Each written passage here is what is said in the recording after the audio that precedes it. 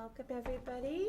This is a special board meeting being held tonight, January 30th, 2018. A budget study session for us to start talking about the current 2017-2018 budget and begin to discuss next year's 2018-2019 budget. So we're going to start with the Pledge of Allegiance. So please stand. I pledge allegiance to the flag of the United States of America and to the republic for which it stands, one nation, under God, indivisible, with liberty and justice for all. Great. And because this is not a regular board meeting, we don't have just general public comment, but we do have public comment for items on the agenda, which is specific to the budget. We're going to most likely hold those public comments about 8:30 this evening. We're going to try to keep the meeting to 3 hours since there's several study sessions that we're going to have. If we don't go that long, that's fine too, but otherwise let's try to start those comments by 8:30. And I asked staff to actually make copies of our meeting guidelines and norms that the governance team came up with about a year ago, and just have those to kind of keep us on track. Okay, so we're going to go ahead and hand it over to staff to begin. Thanks, Michelle. The first item that I wanted to draw your attention to is that we did receive correspondence from the county office regarding our interim financial report analysis and recommendations. And that's the interim report that Maureen reviewed last board session. And it's the report ending October 31st. And so the county, hi, how are you, Maureen? The county supports our district's positive certification. And then in the last, it's the at the end of your packet, the letter. Right there, Rogelio, to your left. Oh, this is the new one. Oh, this. Not that, right, right Oh, there. this one. Yes. Oh, And they made some recommendations regarding the amount that we are using from our unrestricted general fund dollars to support some of the programs that are overspent, particularly special ed and the cafeteria special revenue fund, which we're trying to resolve for the next year. So that's good news.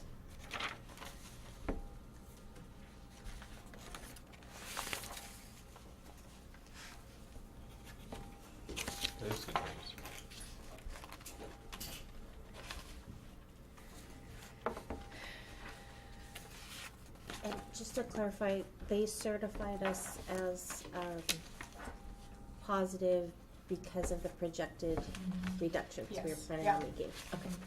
And I did explain, they did call and clarify what they were, and I said this is the process we're going through.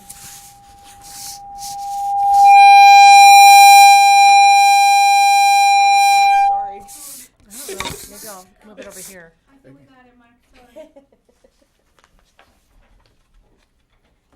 Did you hear all the board members correctly? Somebody move the microphone. I moved it, so it Yeah. stopped. Yeah, because it'll feedback, yeah.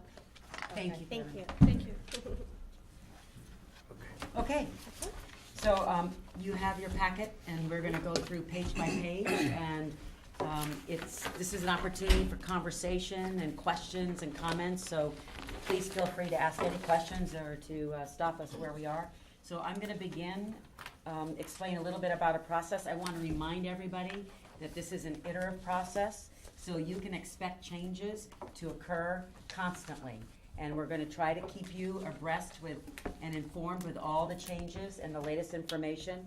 A great example of this process is that in this past week, I invited board members to come in and review the materials. And when I met with Maureen yesterday and we discussed it, she gave me some really good information and some feedback about looking at some other program areas. And so overnight I did some investigation and we looked at another program area and we were able to make some adjustments. So I appreciate that feedback, and that was very helpful. So that's why you have a new packet, is because we made some adjustments regarding the feedback. In addition, it's an inclusive process, so we really want feedback from not only the board members, but from all of our employees and from parents and community members, because it's important that we collect and solicit responses to the information that we're producing, because what is in the packet is just a beginning. It's a beginning for our conversation, our discussion, and what we end up with in June will look very different than what we're starting from. And to remind everybody that we are developing a budget that is focused on our core principles that we'll review. So we'll start with the mission statement for our district. And to remind everybody that in partnership with community and parents, we believe that all students can learn and are capable of being successful in our diverse society. As a district, we are committed to providing a quality educational program in a caring, positive environment which promotes self-esteem and mutual respect. And this will provide our students with the necessary skills to be responsible citizens, to lead happy, productive lives, and to meet the challenges for the 21st century. Our 3 district core values are reflected in the mission statement and also in our core budgeting principles and in our district goals, and those values are academic achievement, respectful community, and continuous improvement. And then we focus on our district goals, and the district goals are the impetus for us in working with our budgets, in that we are developing a budget that will help us meet these district goals. So they are closely aligned, and you will see that in each of our recommendations for program improvement. And you'll recall that you approved the LCAP last June, and then these district goals were approved in September. And there are many of them, which is in your packet, but to summarize, there are 5 major goal areas, and that's to increase student learning, promote safe and respectful schools, develop budgets to support educational programs while maintaining sustainability, increasing the efficiency and effectiveness of district operations, and to build community support and engagement. And then as we begin our work in the budget development process, the leadership team, we've developed 3 core budgeting principles. And those principles are that students and their learning are at the center of our decisions. Teaching and learning conditions matter for student success. So we're supporting students and we're supporting our teachers and staff. And that the requested resources for any new programs, services, and activities reflect our core values of academic achievement, respectful community, and continuous improvement.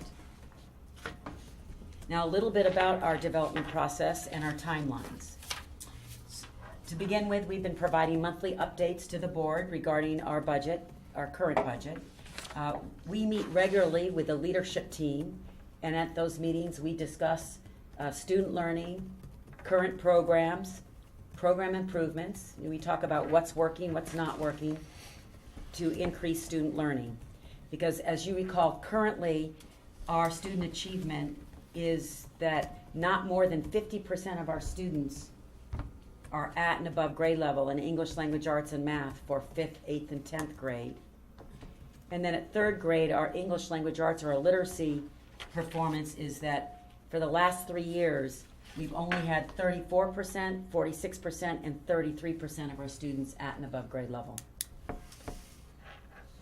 We also have met with various teacher groups, and our principals also meet monthly with their staff and their staff meetings to discuss student learning, program improvements, and budget items. In addition, I meet with a parent advisory council that are the leaders of the parent leaders at their school sites, and we've also discussed the district goals, we've discussed student learning, we've discussed programs and program improvement and budget items. And then we also surveyed employees for particular, let me go back. In October, when we were discussing budget reductions, we submitted or distributed an anonymous survey to all employees about areas for recommendations for budget reductions. And you have a copy of that at the back of your packet. Those are the responses of our employees and staff members. 44. That's who responded. Mm-hmm.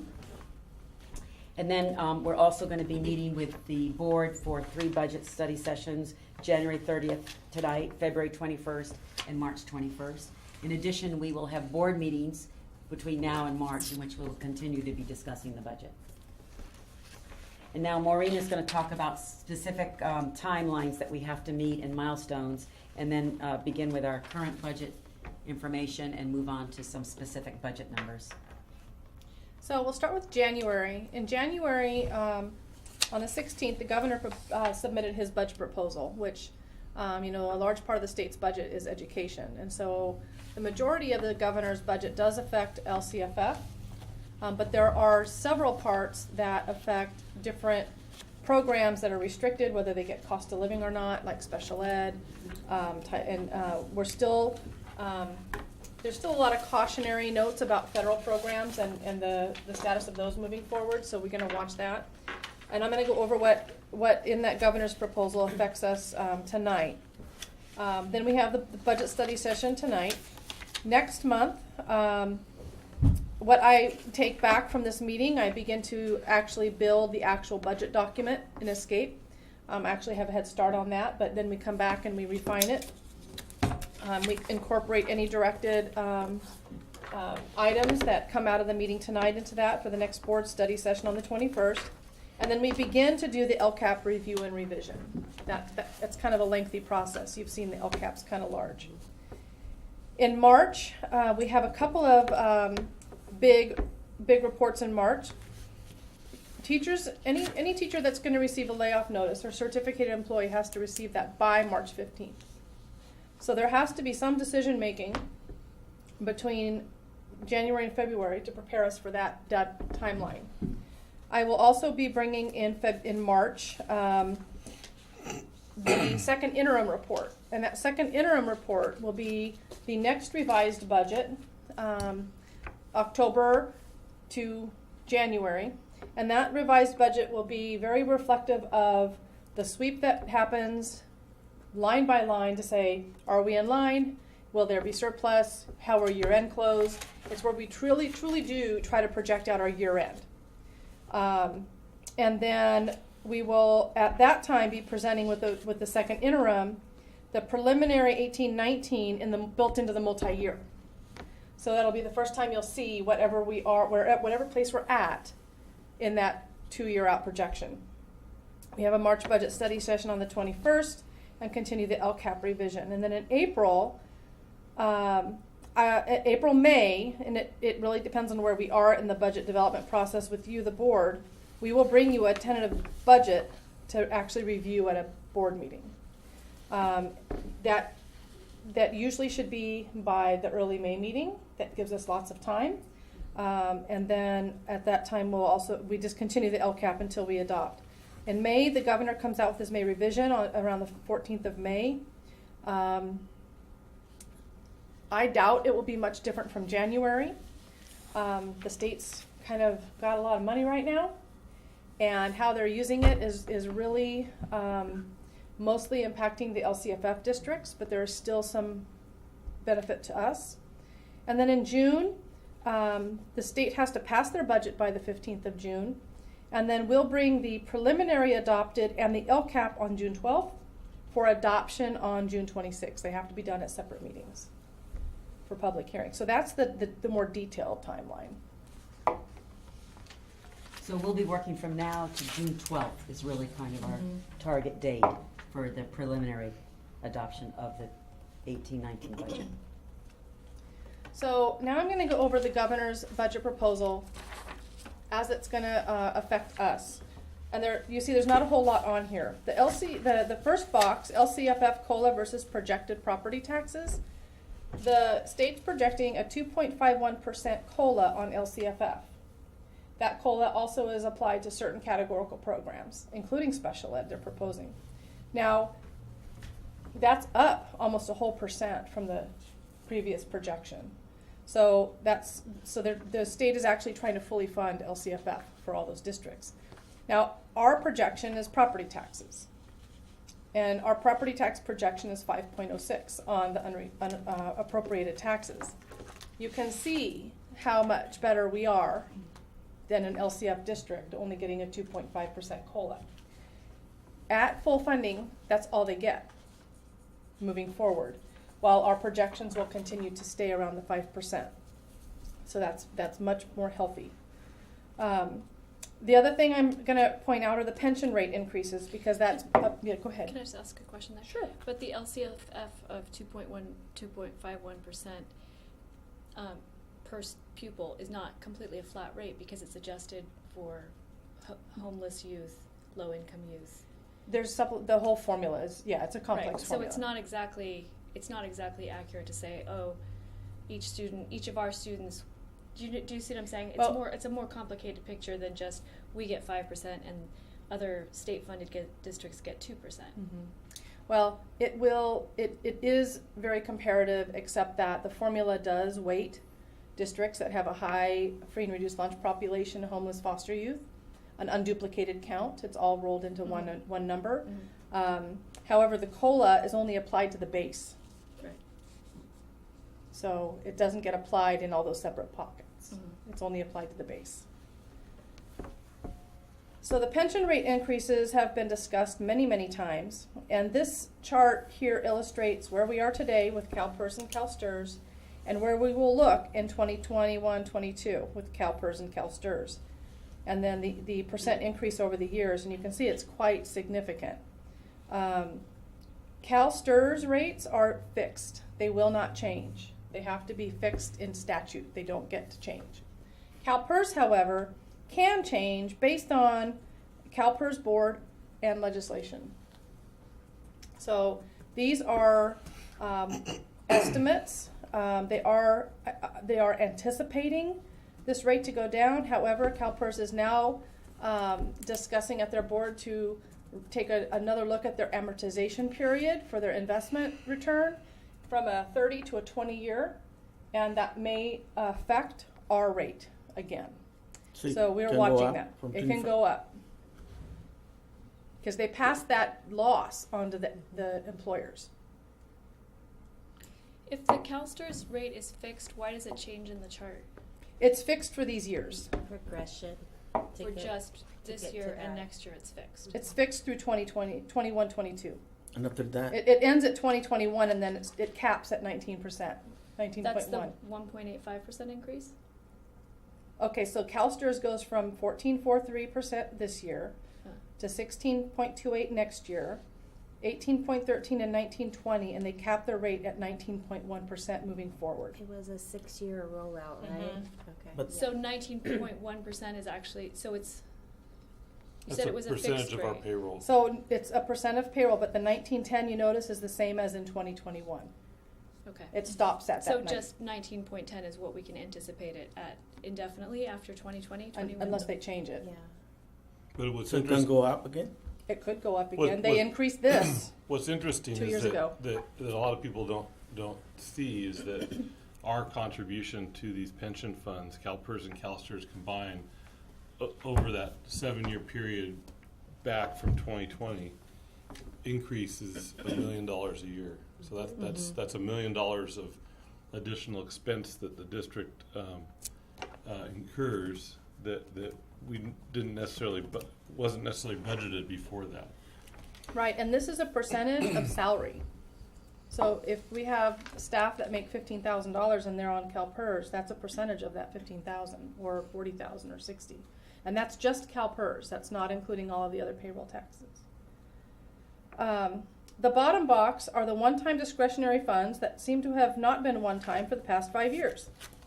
But you can see, starting in 14-15 and progressing, it's gone down, up, down, up, down. It's like it's a very unpredictable number because it's whatever the state has left.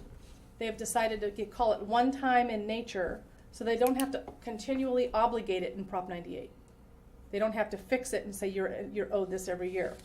The projection in the governor's budget is $295 per ADA, and I'll cover that as we go in later. So it's gonna drop like probably by half, right? From 529 all the way down to 295.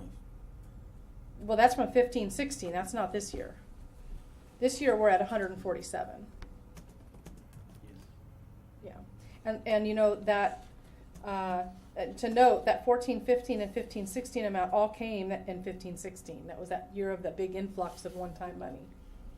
So those are the proponents that are going to affect our budget as we start to move forward. The next slide is a look at our current staffing by FTE, unrestricted general fund by positions. So the top part of the chart covers our school site staffing.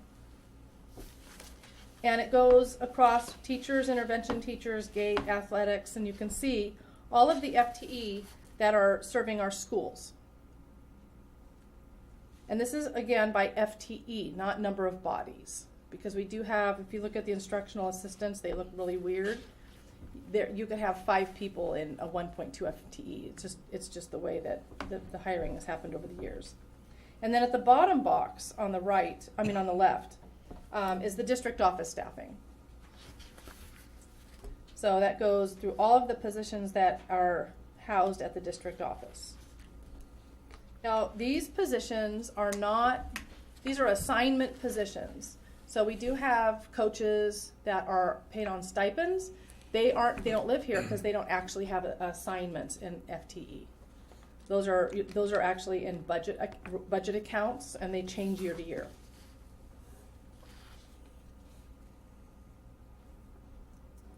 Any questions on these? So, but everybody's included? Unrestricted, yes. So it doesn't include like special education and Title I. It doesn't include the categorical programs. This is the unrestricted money that our funds pay for. General fund pays for. Maureen, are you gonna go over later the number of FTEs to the ratio of student staff at each of those schools, or okay, not today. If that's something that you're interested in. Maybe later. Okay.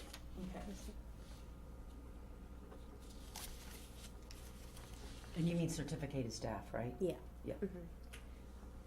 I think I would be interested in site supervised site administrator per pupil too. Sure. Yeah.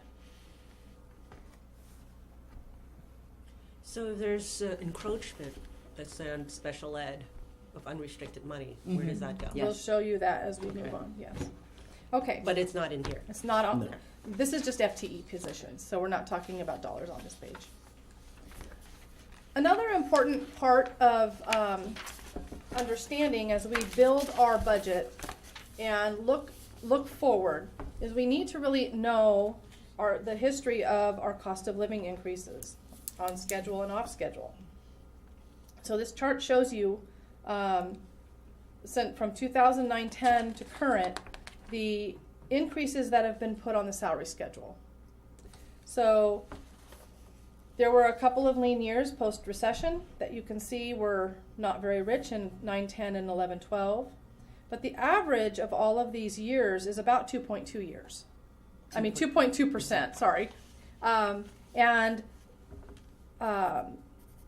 17-18, you'll notice that it's a asterisk 4.06 because there's 1% fixed schedule April 1. That was per the tentative agreement that we reached last fall. And we're projecting a 3.06% increase per the tentative agreement from the 17-18 property tax final. So that's where we got the 4.06, and that is probably going to be very close, very, very little change to what that number will actually be. We'll know in this, further in the spring. So this is just really interesting. So that we know. And then the other important piece to know and be able to analyze for projecting is the cost of our health and welfare increases. So we did another 9-year look. And from 9-10 to 17-18, you can see the change in our premium and the percent that changed year over year. And that average change is about 5.75% if you average it. And to note, the 14-15 year is asterisk. That's the year the plan was negotiated from a 90-10 plan to an 80-20 plan for savings, because you can see the trajectory of where the benefit rates were going. So can you explain that 80-20?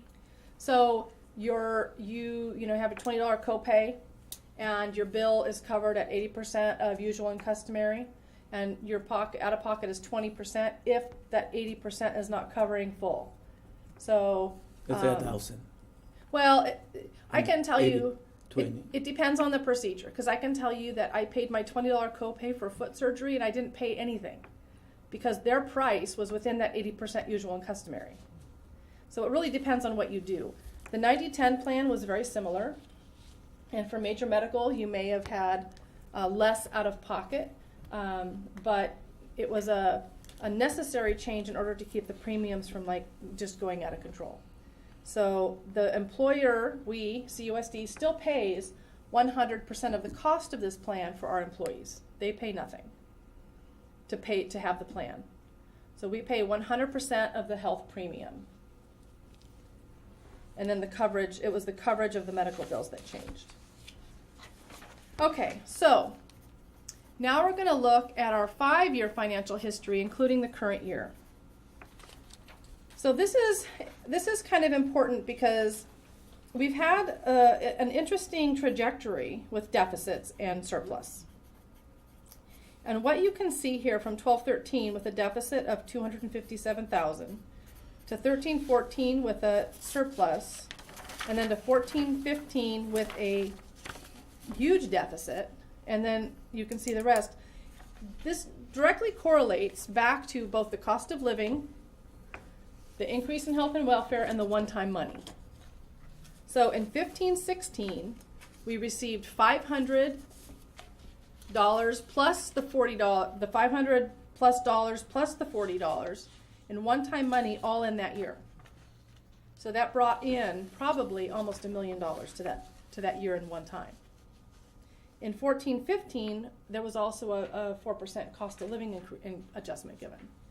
So you can correlate the activity in that year to whether there was a surplus or a deficit. We are projecting in this current year a $1 million deficit, and we went over a lot of the factors that are driving that. And at the second interim is where I'm going to be going through every account to see whether or not it will be lower or higher. I mean, account savings doesn't really, give you a whole bunch of aha, but it could change a little bit. So this is a really important slide. You can see our ending fund balance has gone down from 3.6 million down to 2 million over the course of time. And that is what's creating a structural problem within our budget, is that decline. On page 13, the next page, we take a look at the whole general fund. So now we've added categoricals into the mix and special education into the mix. And you can see that just further impacts the deficits, except for the current year, because the current year we've already built in the special ed and all of that into this number. So the fund balance doesn't change much, but the reserves are what you see change considerably. So we go from, in 14-15, 11.9% down to what we're projecting this year to a 7.2. The average of all 4 years is about a 10% reserve, the average. And that's the board policy target. The next slide is a really good slide for information and history with special education for 5 years. You can see where currently in 17-18, we are looking at a special ed program that costs us $4 million. $1 million of that comes from the state and some property taxes, and $3 million come from the district general fund. So that's crazy. Yeah. I mean, like, is that It's crazy. Is that preschool? Or The take back, well, I mean, that's what's increased it, is the take back of the preschool, but this is very typical of all districts in California. This is the contributions they make for special ed. But your increase from last year to this year was significantly affected by the preschool take back. I believe it was, I can tell you exactly, right here.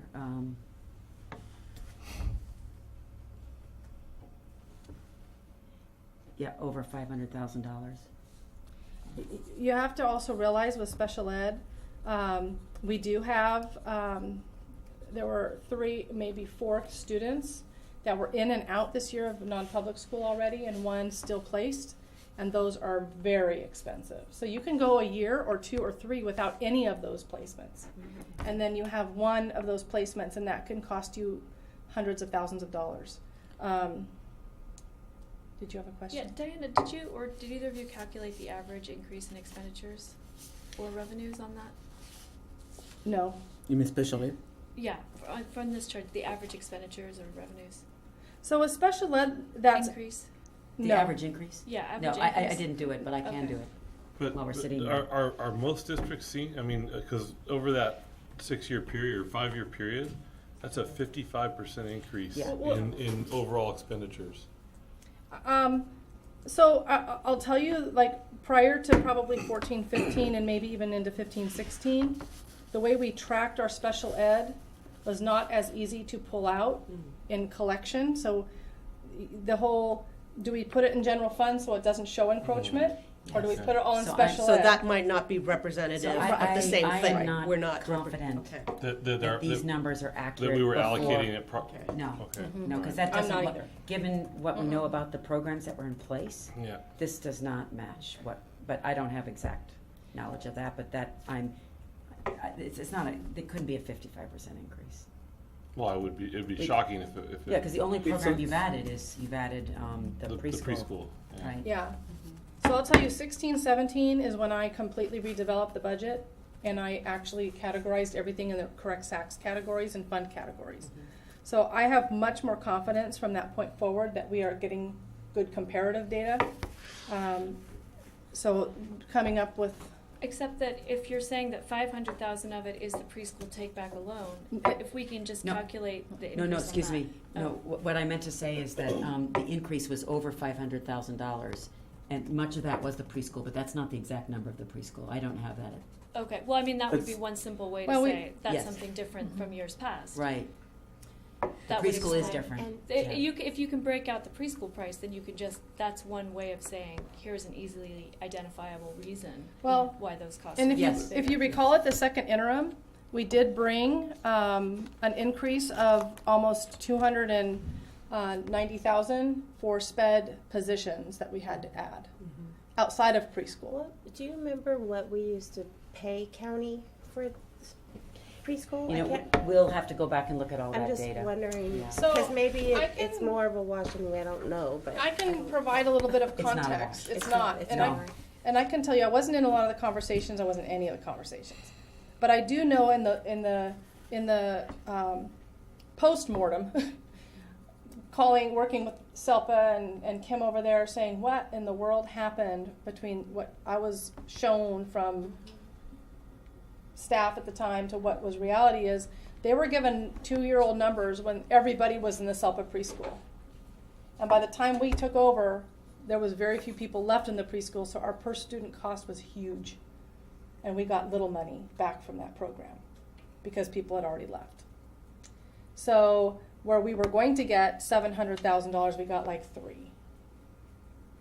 Through what? But 300,000. that just doesn't seem right that the county, because of their poor management of their program, I don't. they're putting it all back onto the local the individual districts. I don't think you can kind of put the blame there. I don't think that those that were involved in the decision understood that you couldn't look that way at the numbers. Maybe not, but I And remember that conversation not sure and that the we would've- projections that we were, at least that were presented to the board, were based on information that the county had been giving us. And, Yes, and it just seems to So- me that their numbers were not correct. They were from Yet prior we're year. left holding the bag on it. You're right. And the numbers that were given were from prior year closing numbers, not from the current enrolled preschool numbers. And then by the time we took over was the following year again. So we came into a year takeover with 2-year-old projections that had drastically changed. And I'm happy to contribute to this conversation, like for future planning, because I'm living and breathing it in Santa Barbara as well. Like looking at the caseload of the preschool special ed teacher, how they're being placed, things like that. So I can Great. work with you guys on that one. So Maureen, with the corrected categorization from 15-16 to 17-18, it's probably about $1 million increase. That's due to the take back of Well, that, well, and then what's the other? Before Have we we say increased that, staff? I don't Have really we- want to, I'm not Okay. comfortable saying that, because I think we have to be really accurate. So we need to go back and do that research and find out exactly. Because it went up from 669,000 from 2015 to 2016 all the way up to Well, $1,046,000. we can tell you what happened from 16-17 to 17-18. I can tell you that. Why is And- that? What's that? What about 2015? That's where I was not here, and that is the data that I don't know that we have. But they should have it. We should, but this, like the system we maintained, didn't have position control. It didn't have FTE. It only had dollars in salaries. So they got So- lost. So no, Is No, it? no. It's there. Okay, no, I can explain. The financial system that was in place in 15-16 was not the one we use now. Right now, we use Escape that has positions labeled. In 15-16, you had a different financial system that didn't separate out special ed positions necessarily and regular ed positions. So we're not That was a sure. mistake. It's not a mistake. No, it's not a mistake. It's It's a just different that's the system. system you No, had. it's like going from QuickBooks to From Excel. you know, yeah. No problem. It's like moving to QuickBooks from an Excel spreadsheet, and to say a mistake, it's not a mistake. It's just a different form of software, and the Escape system we have right now is much more detailed. It's integrated with the states. With all the codes that are in the ed code, and all the positions are, whereas before it wasn't necessarily that detailed, and that's why it's the I'm calling it incomplete then. well, but No. you can't say that because it just was not as detailed a system. That's all it was. So a good example is right now, Rogelio, I can pull out the FTE, full-time equivalents, the name and the salary that payroll paid and reconcile that exactly to my budget, because that's the system we have. Before, Lisa would run her payroll and the dollar would be in budget. So I couldn't run a budget that said who got paid. So the reconciliation does not happen in a budget. It happens in several reports that you got to run and try to tick and tack and tick and tack. It's a different system. It's not wrong. It was legitimate in the whole county for decades. It was just different. So just to add a little, I mean, for anyone else that's interested, I just calculated this, but the year-on-year increase average for revenues is 24%, and the year-on-year increase on average is 15%. The problem is just the starting amounts are so vastly different that it doesn't really matter. Even though percentage-wise we're getting a larger on average increase than our expenditures, it doesn't matter because the starting numbers are just not there. So it seems to me, to really look at it long term, systemically and sustainably, is to become very, very realistic about the expenditure costs and very realistic about the revenues, and understand that there's going to increasingly be a gap between those. Oh, right. So let's make it really clear. The state has never intended to fund special ed. They throw tokens at the funding. It was never intended to fund special ed even at a 50% level for decades. So you have districts with encroachment from everywhere from 20% to 40%, but not much. I mean, state funding is anywhere from 20 to 40% and not much more. The average is between 20 and 30% that the state funds. You will always be on the hook out of the general fund for the rest of the portion. I can tell you that, again, special ed is a very fluid program, and it's subject to your student population and their needs, and it's all mandated by law. It seems to me last year the problem was not the cost of anything; it was the unanticipated factor. And so it seems to me moving forward that to be rational would be to anticipate the costs correctly, and not have magical thinking and think it's going to be lower somehow than it is, and also anticipate the revenues correctly and say we're not going to get that much and it's going to cost this much, Yeah, and I then think you build on that strategically. for me, I kind of associate that with our reserve level too. Is that is kind of like our savings account for kind of those unanticipated things, like we don't know if there's going to be a placement needed, right? So, but that would be something that could affect our reserves in a given year, or some big lawsuit or something like that we didn't When you get anticipate. We did get a student mid-year that had the need for us to bring an outside consultant in to do some behavioral assessments. Now, we can't anticipate that. But I think by looking at these, average increases and working from those, you can start to use some rational logic into the picture and say, well, if on average our increase in revenues is 24% and our increase in expenditures is 15%, it starts to give you a little bit of clarity that neither, those numbers aren't getting smaller, that's the good news, but the number is, Like the bad news is they're never going to catch up to each other. like special ed probably is gonna keep going up Mm-hmm. by It the will. year. The costs go up. The cost. Right. Sure. So And we what's sit gonna down every happen year with Kirsten and go through the student population, the needs, behavioral health issues, mental health issues. We do that every year. And we do come up with as good of a projection as we can come up with the students we have. But that does change. Some students get assessed mid-year, and that can be really costly. And we've had some students that had unanticipated private school non-public school placements that you don't anticipate. I mean, that's the nature of the beast. And that can go for years, right? It'll be forever. Forever. Okay. So for next year, what are we anticipating that cost to be at? What did you use to anticipate that cost? We're not going to go through the special ed today. Okay. But, this is helpful, I think, to have this information about these increases. Sure. Okay, so when we look at our current revenue summary by pie chart, you can see the biggest portion of what we get is property taxes, with a very small part of state aid, which is our minimum guaranteed by the state. We have federal revenue, which is our IDEA, which is the federal part of special ed, Title I, II, and III. So the high school after-school program is in here, and a little bit of AP money. And then in state revenues, we have 9%. That's our after-school program for the elementary, middle, career technical ed, special ed. We do have GASB in here, GASB 68, but it has offsetting equal expenses.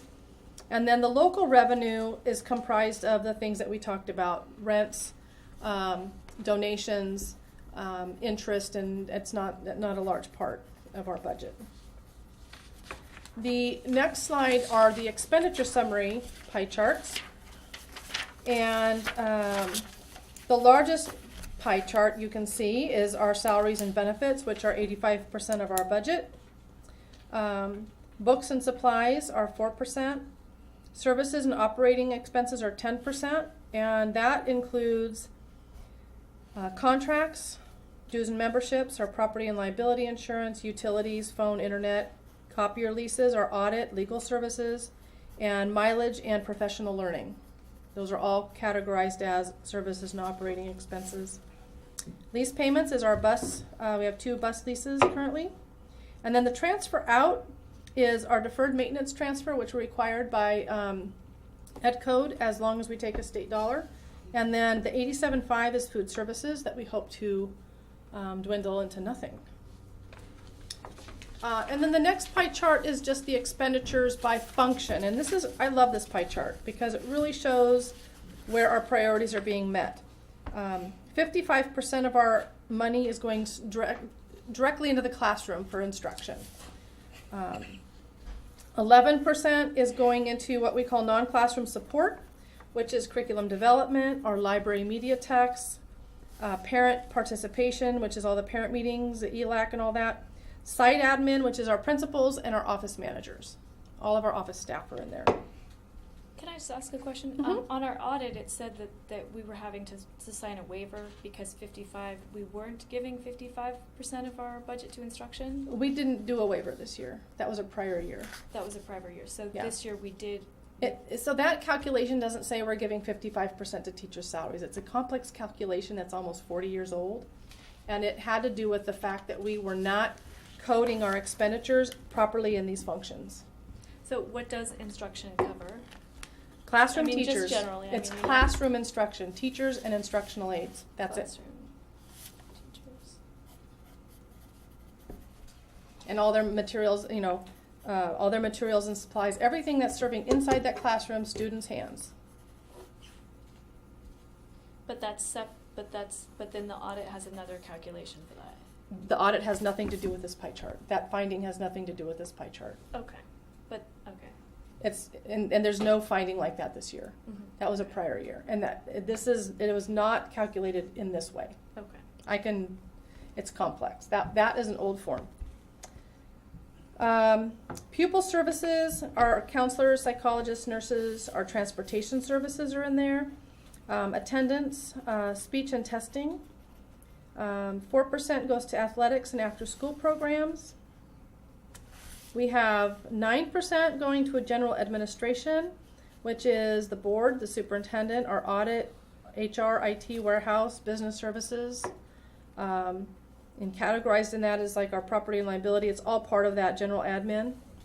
And then plant services at 11% is maintenance and operations, grounds, security, and utilities.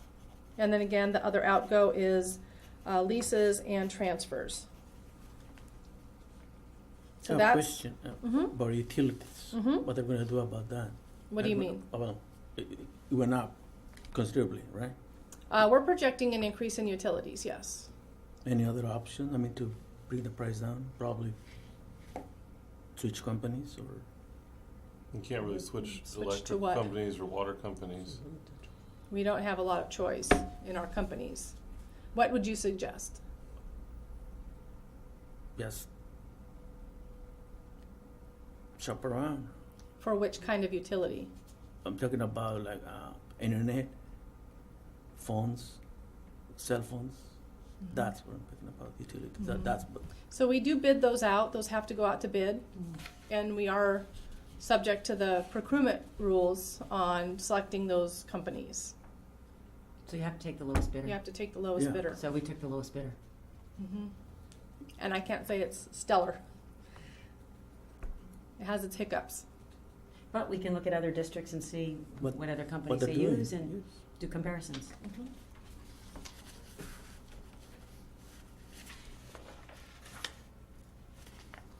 Okay, so now we're going to start talking about the 18-19 budget assumptions. And so we started with the goal that we have a positive certification 18-19, 19-20, and 2021. The whole premise is around that comment. So we start with our 17-18 revenues of $20,402,000. We add our property tax increase, 5.06 of unsecured taxes of $1,083,000. We've seen these numbers before. The one-time discretionary funding is increased to $295 per ADA projected in the governor's budget. That's $634,000. The 17-18 budget already includes $317,000 of one-time money. So we're only adding the delta to make 634 total. That's why you only see 316 there.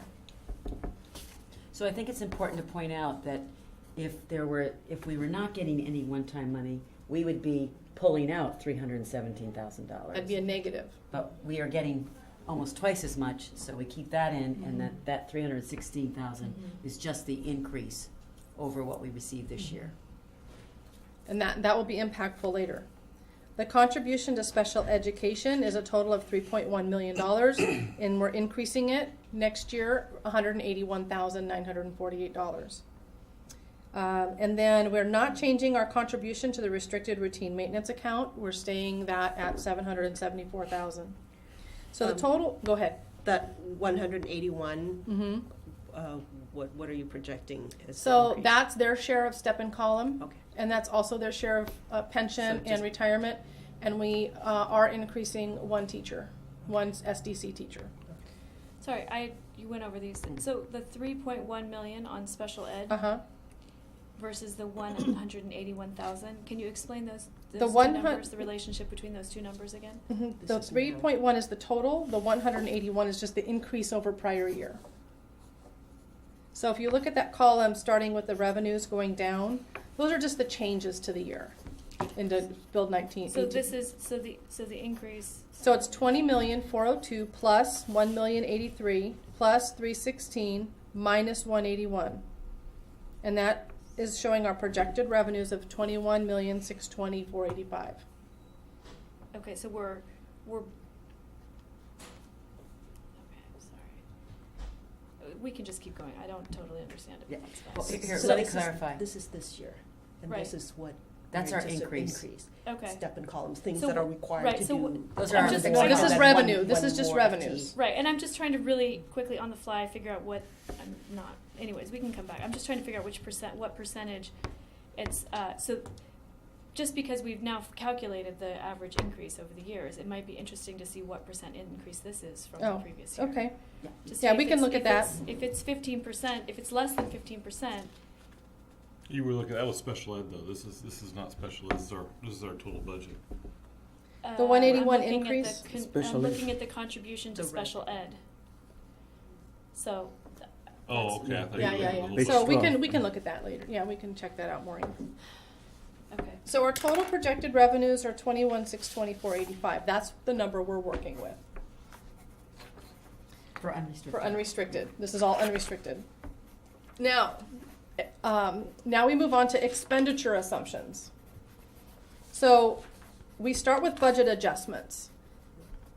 Currently in the 17-18 budget, we have a one-time retro from 16-17 that doesn't continue into 18-19, so you're pulling that out. That's a reduction of expense of $296,000. There were position assignment changes, meaning you may have had a vacancy mid-year, somebody filled it, you have these little tiny changes in salaries, that's an increase of $6,900, it's very small. And we are anticipating for 18-19 to have zero contribution to food services.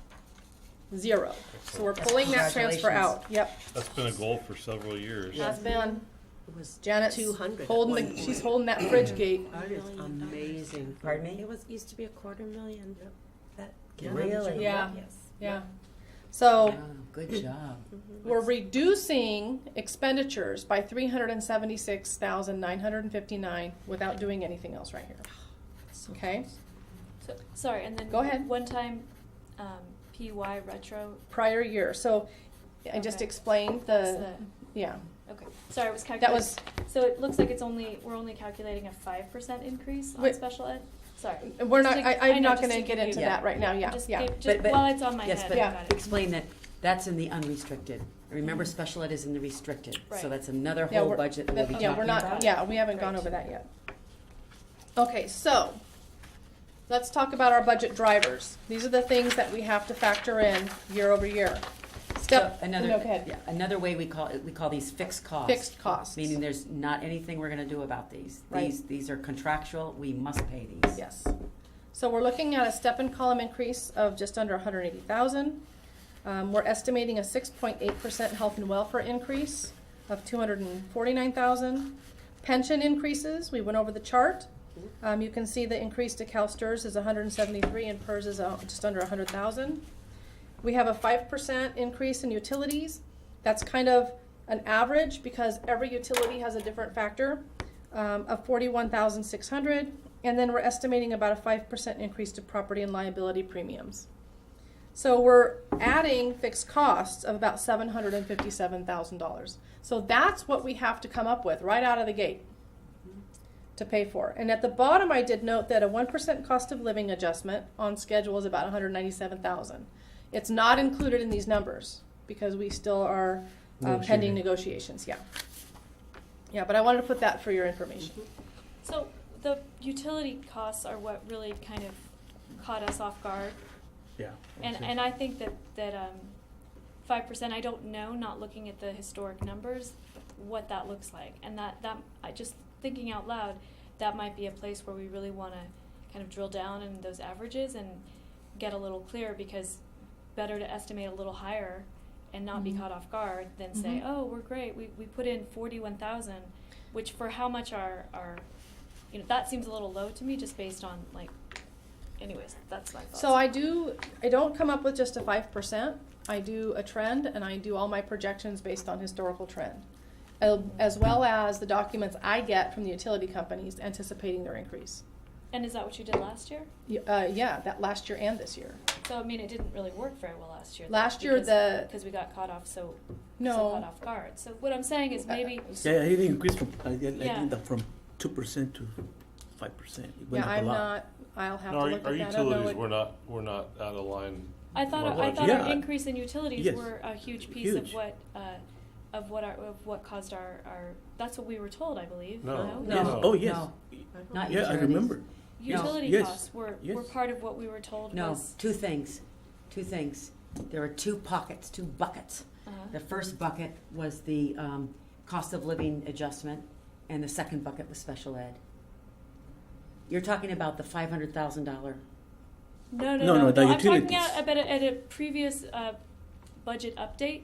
We were told, I believe it was like in October, we were told that unprojected, unanticipated utility increases had really caught us off guard. Now, maybe I misunderstood so that, one but of the that things, was my understanding. So Waste Management did have a mid-year rate change that we were not aware of, and that was a triple rate change. So that was not projected. Right. We did project an increase, but we did not project what they did.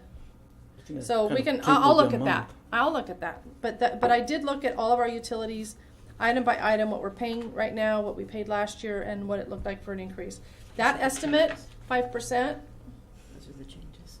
It's not utilities, but we'll Yeah. take a look at it. So that 5% is not across the board. So some are higher, some had no increase. So it depends on what we're looking at. Okay, so those are the budget fixed costs, or the budget drivers.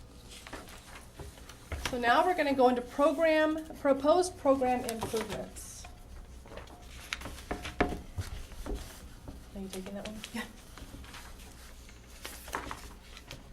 Okay, so we're beginning the conversation with our recommendations about how we can improve the program for students, as well as support teachers and increase the efficiency of our district operations.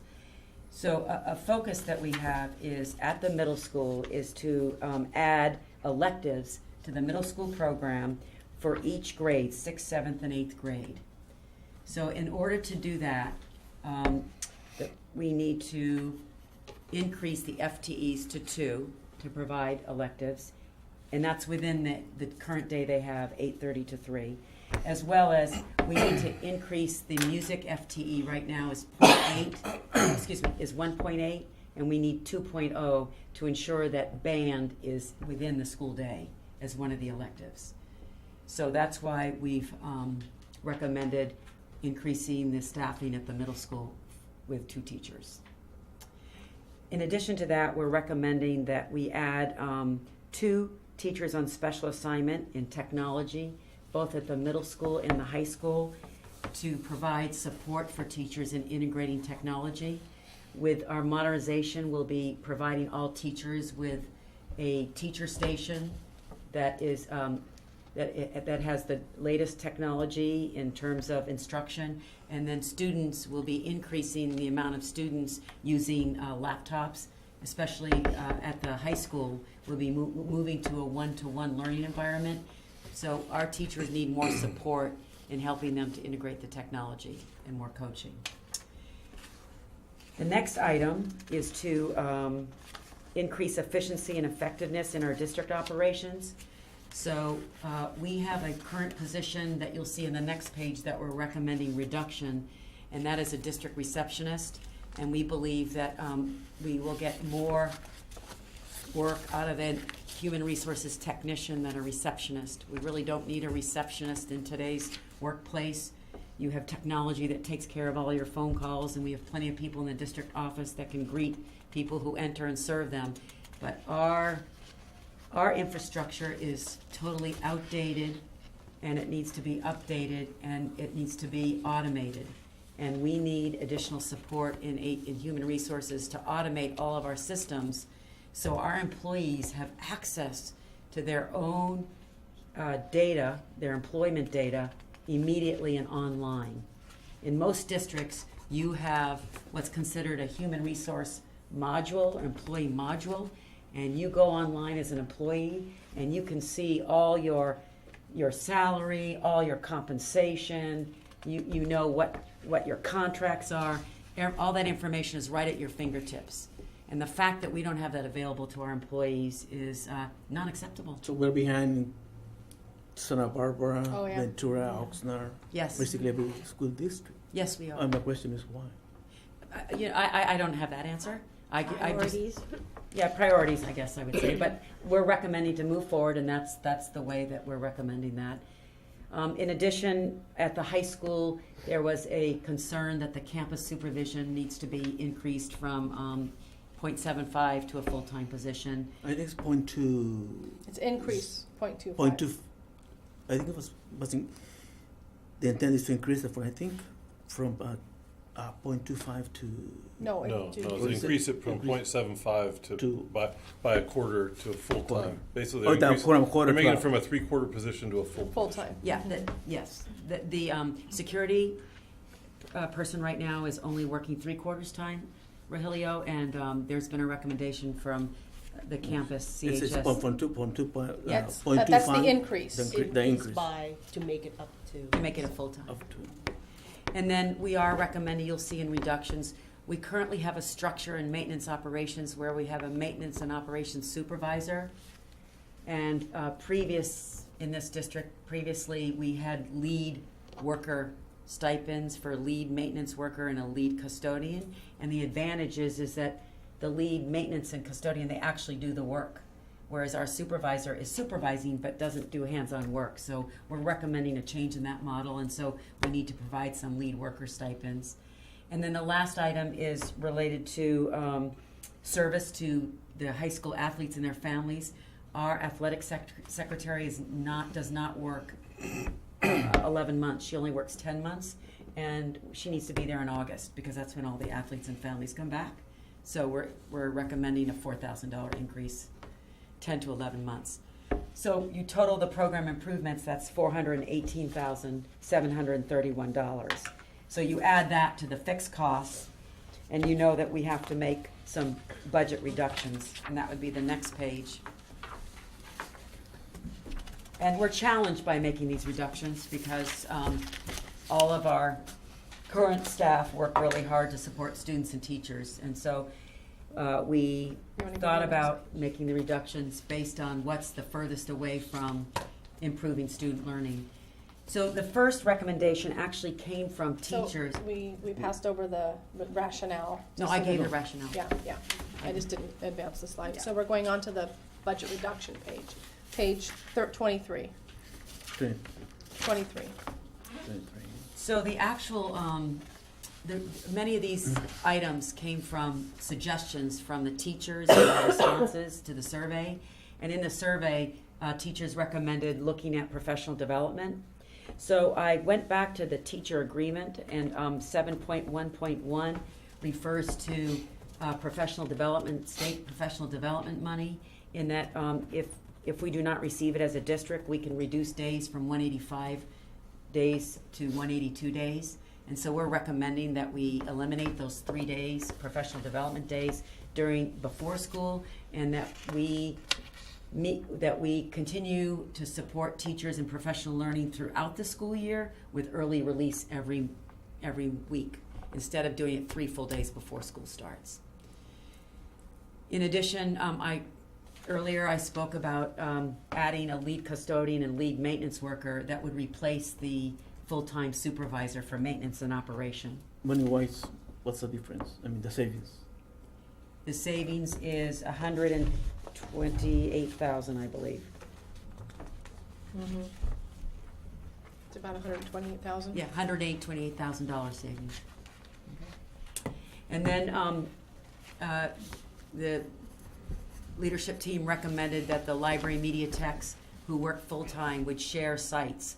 So then we would have one library media tech for the elementary and one shared at the middle school and high school. In addition, they recommended that we have regular classroom aides at the middle school and high school. And looking at other districts, they do not have classroom aides at the secondary level. So we're recommending reducing the secondary classroom aides. And then, I have a question. Yes. How would that affect the classroom? Getting rid of. well, special aids? our hypothesis is that it does not affect the secondary classroom, the middle school and high school classrooms. It will not affect them, unlike elementary. And that's why Santa Barbara High School, Ventura Unified School District, Oxnard High School District, none of the high school districts have classroom aides in their secondary classrooms. And then this was actually a good suggestion from Maureen, is to look at our services and operating budget, which is over $800,000 of contracts. And we dove deeply into that budget, thank you, and realized that a number of those contracts we are not going to renew for next year that were associated with professional learning.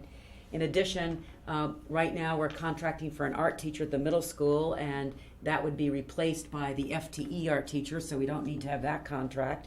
We had a number of one-time only contracts for tech upgrades and audit preparation and specialized services, so we can make those reductions. So we can add $103,000 out of that budget, out of the services and operating budget. I think there was a one time, wasn't there someone we paid last summer to do like food services stuff? That's not in here. But you're exactly. Yeah, it was like an Yes. assistant, right? Yeah. Food So you're service. on target in thinking about, you're absolutely right in thinking about one-time contracts. That's what we looked at. Now, that particular one is in the food services program, Yeah. but you're Not exactly here. right. It's the same thinking. So I appreciate that. That really helped us focus. In addition, we're recommending that we have, as I said, we have clerical staff that supports the supervisor of maintenance and operation, and we're recommending that be reduced, because those duties can be taken on by other staff that's working with our director of maintenance and or director of facilities. And then our business services, that reduction is directly related to that is the district receptionist. And then we have a non-contract teacher that teaches PE at Aliso. So we're recommending reducing that because our classroom teachers teach PE at the other schools. So that's not really equitable. Can I do it? Oh, absolutely, they can do it. They've been doing it for years. And at the other schools, they do teach it. But there are multiple subject credentials. So, yeah, that includes PE. Mm-hmm. And then GATE, we have a 0.5 GATE teacher, and we're talking about revising and reforming the GATE program for the elementary, and so we're able to make that recommendation that we reduce that position from 0.5 to 0.25. So those reductions add to 892, 831. Is it You'll a notice. man- I'm sorry. Is- I just go want to ahead. point out. I just want to point out that this is very different than what we originally developed. Originally, we were thinking, we're interested in reducing class size in kindergarten. So we were thinking we had to reduce the TK teachers, but we're able to do something different, and I will be discussing that at the February 13th board meeting. So you don't see that on this new list. So I just want to point out the difference. Could you guys explain to me, just because I'm new, being only on the board a year, pretty new at all this, and I know school sites get funding. Does that come from our general fund, or is that money that's independently raised? When they say, sometimes like different Sure. schools will have different Yes. things. Oh, you mean like the because they're like, donation we money? use site. I don't know. They Yes, say so- we pay this with site funding. Is Yes. that outside money that they fundraise themselves? That's Well, not coming from the district. It or? depends on who's speaking and what they're referring to, because Okay. people call 3 different buckets site money. Oh. So let me explain. Mhm. Our district allocates from our unrestricted general fund that we're talking about now. We allocate monies to the school site, so the principal and their leadership team can make some specific decisions about how best to help student learning at their school site. Okay. Okay, We don't have to get but that's a into very too much- small bucket. Okay. The other bucket is that parents have raised money. Okay.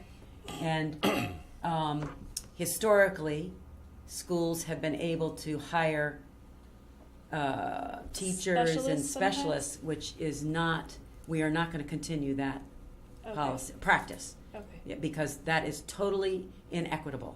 Right. And again, when we think about respectful community, for me, that definition means part of that is educational equity. And so you should be able to go to any of our elementary schools and expect the same, similar services. And just because one elementary school parents have raised $300,000 and can have 20 specialists, and you're at another elementary school where that doesn't happen, for all of us, that's not equitable, right? So do you think that, well, this is a longer conversation, but I do know that's been happening, and that's what I was thinking about. Right. Anyways, it is a problem, and I can see both sides of it. I do believe that there should be equity. Like if one elementary has an art specialist, you would want them all to have that. But if we don't have the money to provide it for everybody, should we then, yes, that's exactly the conversation we have almost on a weekly basis. So those site funds moving forward are going to be restricted to non-personnel. Well, no, What about, I want to be clear. tutors? No, I want to be very careful. Site funds are not restricted because that comes from our budget. Okay. Okay. What we've said is that you may not use parent-raised funds to hire personnel. Right. Like you okay. cannot hire your own PE teacher, Okay. which is what. Yes, sir. Yeah, you Okay. can't hire your own PE teacher. But there are some. It's a conversation because we'll talk about the arts. We'll talk about the arts. Okay. Yeah, because that is our goal, that all elementary school has access to arts and specialists in arts. But we're getting there. We're I'm not just quite sorry, I there didn't yet. mean to go off on a Yeah. tangent. No, actually, I asked this question before. I think Yeah. you clarified it for me. There used to be there's still school site council that used to work with the principals to allocate certain funding. That no longer exists, right? That funding, that school site council used to be responsible, no longer exists. So- No, that's not quite Well, accurate. yeah, not quite. Yeah. They're not going to fund positions. Yeah. No, that's right. So the school site council reviews the LCAP, and the school site council within the federal programs have a advisory capacity, but not with the general fund. Just And that the was Title I, Title just the II, Title Title I. III. So the federal programs, yes, but they were making decisions over all their money. Right. Yeah, that was the shift So last year. that's the difference. Yeah. And that our administrators are now aware. Yes. Oh, yeah, yeah. Can you talk about our mandates around GATE? Like, do we have to have a position allocated to GATE? No, there are no mandates related to GATE. Okay. No. And It's our Optional. pardon? Is it optional?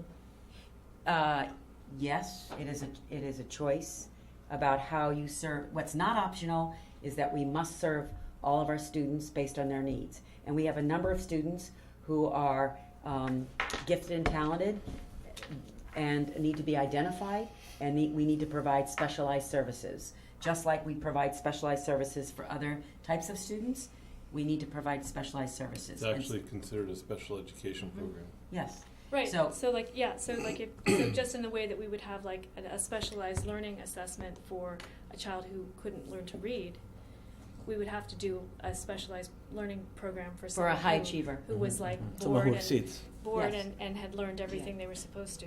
Yes, and we need to provide a program, and we're not convinced that what we're providing now is adequate or high quality. We don't know that yet. So we're trying to work with our current GATE personnel and teachers and leadership team to develop and improve our GATE program. So That's good. that's what we're working on. But it's been reduced, right?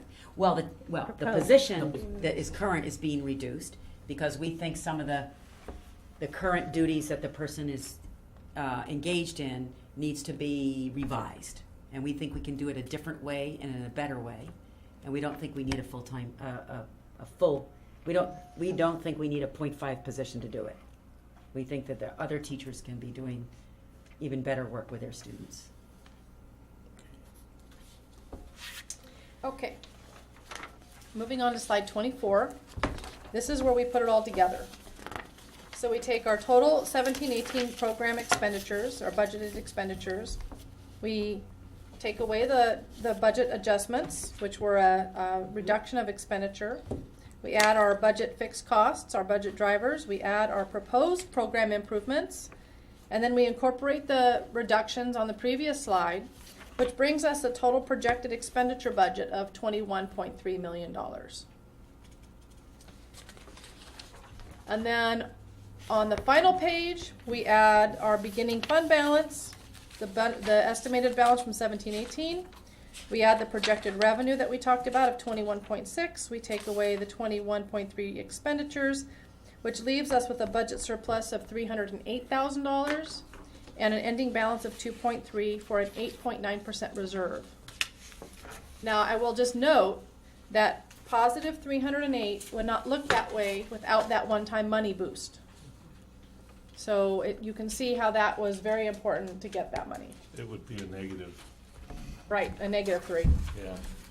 Well, it would be a negative about 30,000 because we're getting an additional 337,000. I would have to take Over the 300 and the 300 out. I'd be reducing Yeah, it but by it's over. 6. We're getting 337,000 above and beyond what you had already budgeted. Right, So if we weren't getting that additional, right. uh, This would you be know, less bu- by governor's 600. budget, yeah. Well, no, it'd be less by 300. No, but I have to take out the prior year too. Oh, if we didn't get any of it, Right. yeah. So anyways, that's where we're landing. And so this is our first look at what we're proposing for 18-19. Or not proposing, but presenting. Before we get into the knee deep into these things, I wanted to just ask because I think I had a misunderstanding. Diana, you said that you wanted parents to give input on what they're seeing, and I'm not sure what to tell them because I honestly thought that they would be able to give public comments tonight at the board study sessions. They can. They can. Oh, they It's can. open. I emailed you. Okay, I texted sorry, you. Yeah, sorry, sorry. okay. Yeah, it's an open meeting. So if they wanted to, they could come here. Yeah. They could do a public comment. How else could they get in touch with you or with us? Just because we're in open session and everyone should know. How else can they contact you if they have? Just email you or email Sure. us or And the send a principals letter. And, And the the parents principals. group that you meet And with. I meet with the parents group. And Okay. If they're Sure. involved in their in the parents 'Cause- group at their And school. their principals, I and- would suggest that they ask their principals the specific questions. Okay, because I have a letter that was given to me directly to be part of the public record. I don't know if I Great. should submit that to Great, public sure. comment Yeah, now? sure. Or, okay. This is just to be read for public comment or part of public comment. So it's slightly moot because it relates to ETK. So, but it was a letter that I got from a parent Right. who was concerned about that. Yeah. It'd be great to also read it in February 13th because that's when we'll be Yeah. talking about it. Okay. Yeah. Well, I don't know. Maybe I'll hold on to it then. But again, since we mentioned it, Pardon me? I think reading that letter should apply. I mean, basically, it's just it's a parent writing that they don't want ETK to be cut. For Why don't you very read it? specific reason. Okay. I'm writing in support, dear. I'm writing in support of continuing the extended TK program. My daughter participated in the ETK program in 2016-2017, and it provided an important academic foundation for her public school education. Perhaps more importantly, thanks to her high level of comfort on the Catalino campus, her understanding of the daily bell schedule, and her ease with the staff, I felt confident enrolling her in DLI this year, a program in which from day one her teacher never spoke a word of the only language that my daughter knew. Considering the high percentage of children who begin kindergarten on the other side of this coin, speaking no English and entering an English-only classroom, continuing ETK seems imperative to getting children started on the right foot.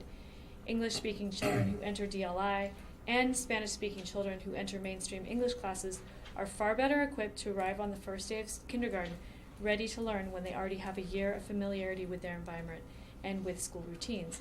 I realize that CUSD faces budgetary challenges, and I respect the choices that the administration and board have made in the last 6 months. I hope that future CUSD families will have the opportunity to participate in ETK.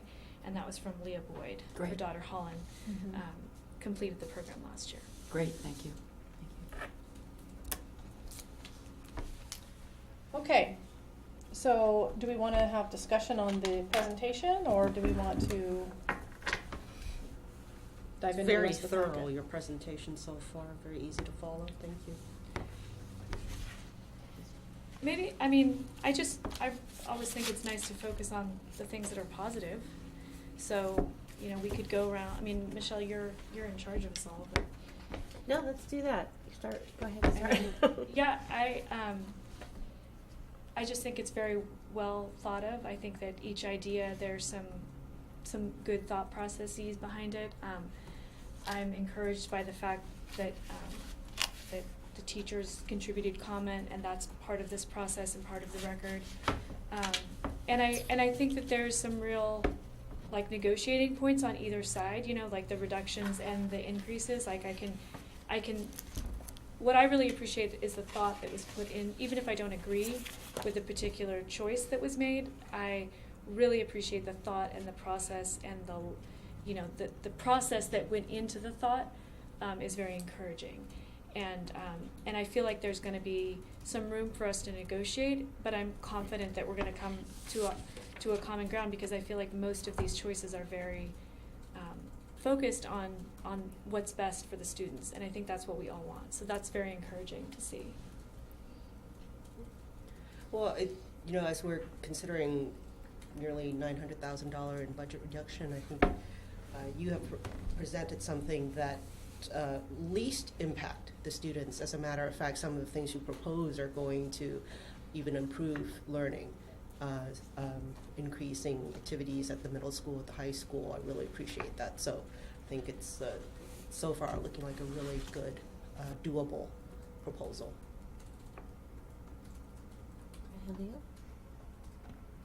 Yes, I think this is a good initial step, and there's 3 steps. It's the first one, and basically what we do is everything for the kids, everything, and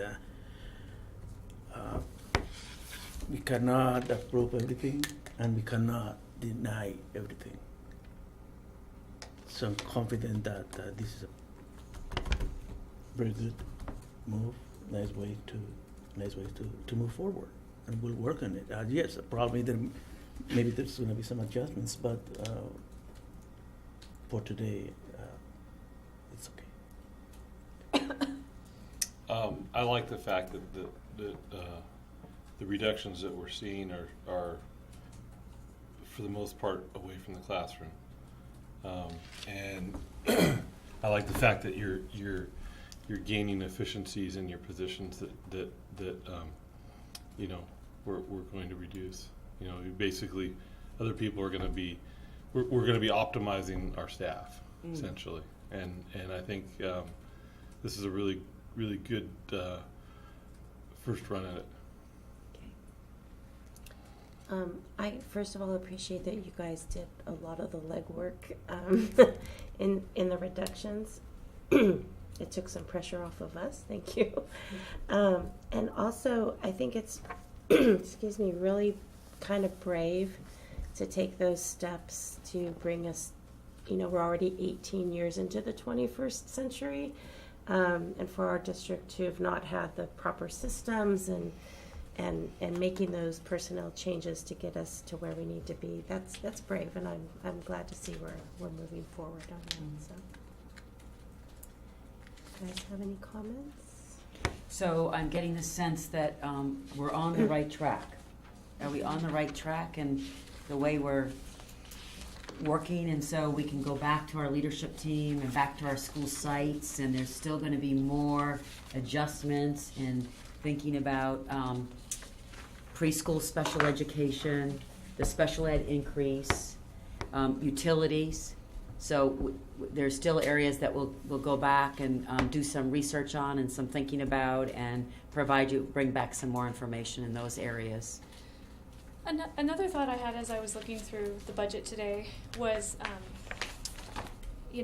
just, and we don't have to do this necessarily in the meeting right now, but if there's areas where there's like a budgeted amount that doesn't get spent, Yes.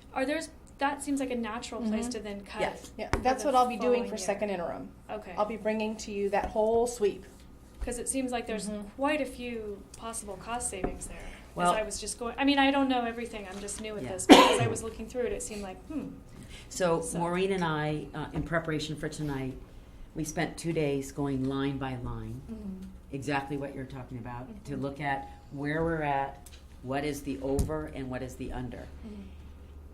What we've discovered is that there are a number of places where the expenditure has been in the wrong account. So we need to, when she says sweep, that's what she means. We need to get the right expenditures in the right accounts, and she has to do this by the second interim, but she's doing it quicker because we need it to inform our budget conversation. But that's exactly part of the process, is that you look at where you're spending, overspending and underspending, and you have to keep adjusting that, especially for next year, because you don't want a pattern of that to continue. And a good example is the special ed, when we look at the whole restricted. So yes, that's what we're doing for the budget We process. also have different category shifts, like you build a budget based on maybe what they spent in prior year and what the priorities are at the current time, and then priorities change and shift throughout the school year, and then you've got to recalibrate everything and realign it, and that's part of the exercise too. So you may see overages, but that's because that's going to cover what we shifted into a priority and the budget hasn't moved yet. So that's the work we're going to be doing in the next couple weeks. well, I think, someone else should speak. Go ahead. I think just going back to this financial, 5-year financial history, slide number 13. I guess it just points to my largest hope moving forward, which is, Diana, your motto is no surprises. So all of us are, I think, probably disappointed to see that $1 million kind of decrease that had to go to our fund. So if there's any way to work on that, and obviously surprises happen in budgeting, and we're trying to see the future, but that would be my big point is to really drill down on, focus on the areas where costs were larger than expected, and then analyze those with a thought to maybe there was something that we missed, or how could we project this forward to a more accurate level. That's our goal. That's our goal. And That's you have, absolutely our goal. Yes. And We're you have ready for to, the next 2 or 3 years. as we, Yes. Not get surprised. yeah, as I presented in the budget adjustments, there's almost 300,000 in retro here that was for prior year. So that 1 million is inflated by that 300,000 that should have been in 16-17, and it would have looked a little bit different. But because it all got paid in 1 year, it made the number higher. But it's still, It's our still a goal is cost. to have sustainable. That's and right. the definition of sustainable is that you don't spend more than you have. I would call it a clean budget, Yeah. or a healthy Right. budget. It is a healthy budget. Well, but I do also to- feel like the kind of piece that we have to really kind of mentally prepare ourselves for the cost of living adjustments, which we're not going to see on Right. paper here, but they're kind of hovering. Yes, and so, we're gonna have to make more reductions to include that. So we have to be, we're on the track, but we have to be thinking that, yes, there's gonna be other areas in order to accommodate, because for every percent, it's almost $200,000. And so, that's in the back, not in the back of our mind, that's right in front of us. So we're putting all those pieces together as we continue our discussions with our staff. When will those negotiations begin? We're hoping that we'll begin in February or March. Any other kind of pieces you want them to research before our next session? So my list is preschool special education. Well, no, let's start. The ratios: certificated staff to students and administrative staff to students per site. Preschool special education, special education increases, and utilities. Did I miss anything? I have some specific points that I wanted to make, and I wanted to hear from people specific points about the program improvements and the budget reductions. I feel like it's really important that Got we lots have of discussions time. about those things, because once those next meeting, it's like Next. pink slips are out, and it's much harder to, It's March, right? March 15th. yeah. Basically. So on page 20, you're on 21 21 is the improvements, Okay. and and then 22? 23 is the And 23. reductions. Okay. So, does anyone else, I mean, just starting with the improvements. what does any- page is that? 21. 21. Does anyone have any thoughts or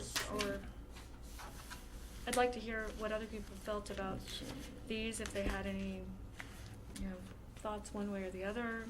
Well, I mean, I The electives are okay. I'm a big advocate of the electives. I think that's, especially at the middle school, that's, I think it's long overdue that we had art and some either wood shop or some other vocational program there. And I'm also a big advocate for more music. I think the music program is it's underappreciated, but once the students are in it, it's remarkable the impact it has on learning. Mm-hmm. So Take a look at the high school. It's a success. well, it is, but you've seen I think we need to enhance our music program, especially at the elementary and middle school, because the last couple of years we've seen a kind of a decrease in the number of band members at the high school. You look at the freshman year, there wasn't a single freshman in the band this year, and I think that's a direct result of the middle school program. So I think we need work there, and we're allocating resources to that.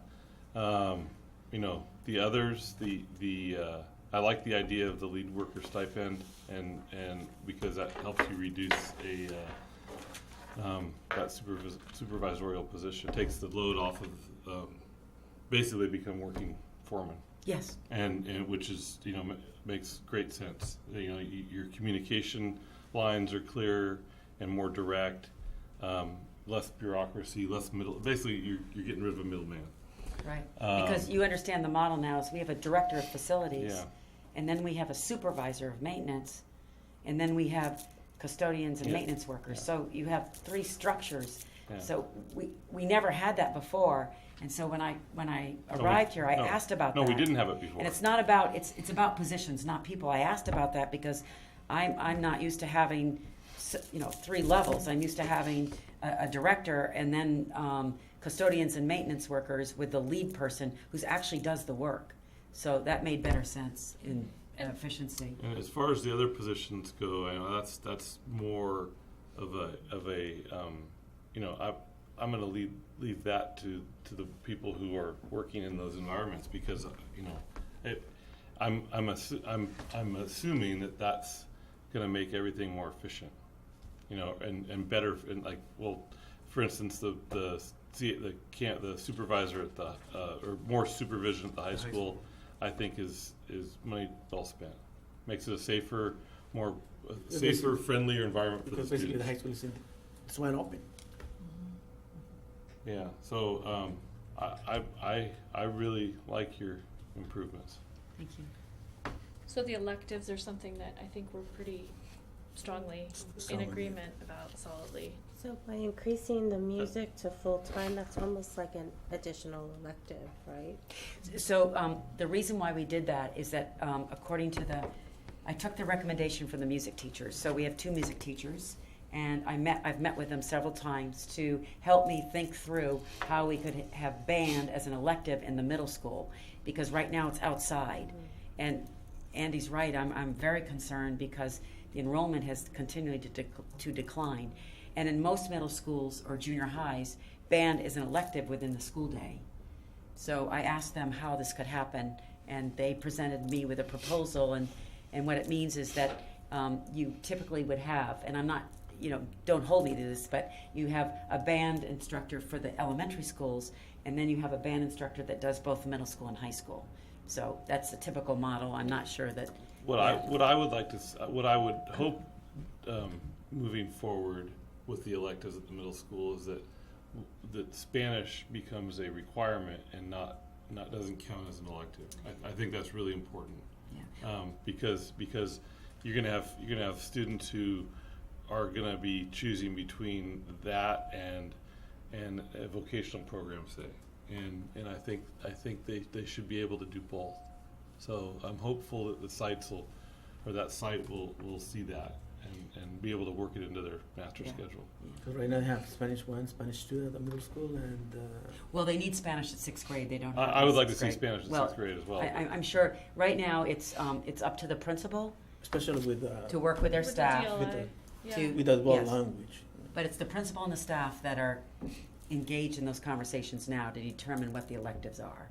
So I am confident that they're going to develop the best electives to meet student learning, Just to meet kids' needs. Another thought to throw into the middle school elective mix, and just, this is something that I'm trying to talk to the whole community about, but I feel like Carpinteria's teenage boys are really being left out of kind of our community. The Girls Inc. has taken a good step in The girls. providing after-school activities. So I would really love to see an elective that was also a club. I've seen this that there was kind of more of that model when I was in high school.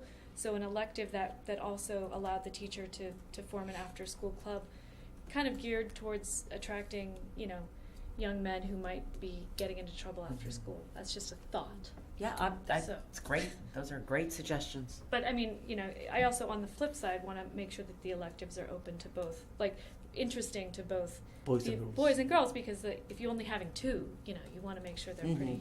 pretty open. But Mhm. I mean, I took woodshop, and I took, when the woodshop, I think a lot of girls took woodshop, and a lot of boys took home ec. Mhm. So. They all do now. They all do? Oh yeah, Oh, it's required? with OYO. OYO. Oh. Yeah, all the 7th graders take OYO What's OYO? on your own. It's family It consumer teaches you, science. basically teaches you how to cook and how to, sew and do. It's a really Independently. good program. Mhm. Yeah. Any other thoughts on these program improvements?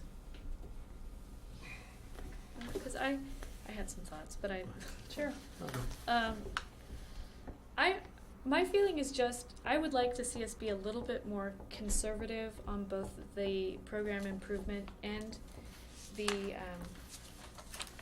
budget reduction side, or maybe, anyways, I guess I'm just a little bit nervous about this unknown cost of living adjustment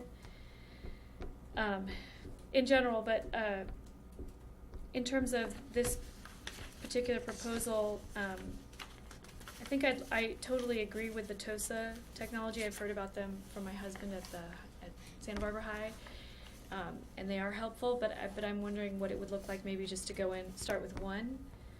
I think the music makes a lot of sense. The HR technician, I'm wondering if that. Well, I know that there's some systems that need to be updated. If maybe that's something that could be, if it's sort of like we're in the dinosaur age and we need to get this point, to me that sounds like a project, like a one-time contracted out piece that needs to be done. And I'm just wondering if maybe that's something that, rather than committing to the ongoing expense of a full-time Part-time. employee. Also, this $77,000 seems like a kind of a low end for an HR, for someone to have a degree in HR and then we're covering their benefits.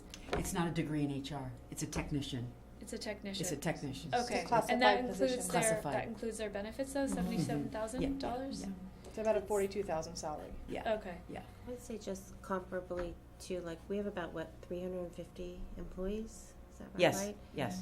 And, Santa Barbara has, 700? 700. Something, and they have 8 HR people. Mm-hmm. So, We have one. and we have one Well, doing two. about 50%. So I could see that they need help. I'm Yeah. just putting my thoughts Yeah, out there. yeah. The other thing, I mean, the music I agree with, the campus supervision, I think if they're feeling like that's important, it's not a huge expense. And the calendar change is fairly minimal. The maintenance and operations, I I agree that that makes a lot more sense. I think I'm just a little bit, I think that there's some areas where, you know, I think there's some areas where it feels to me like we're kind of out of sync in terms of our what's it called? Like, I can't think of the word, but like, Vision, the chart of like who's The on org top. chart? Yeah, the org chart.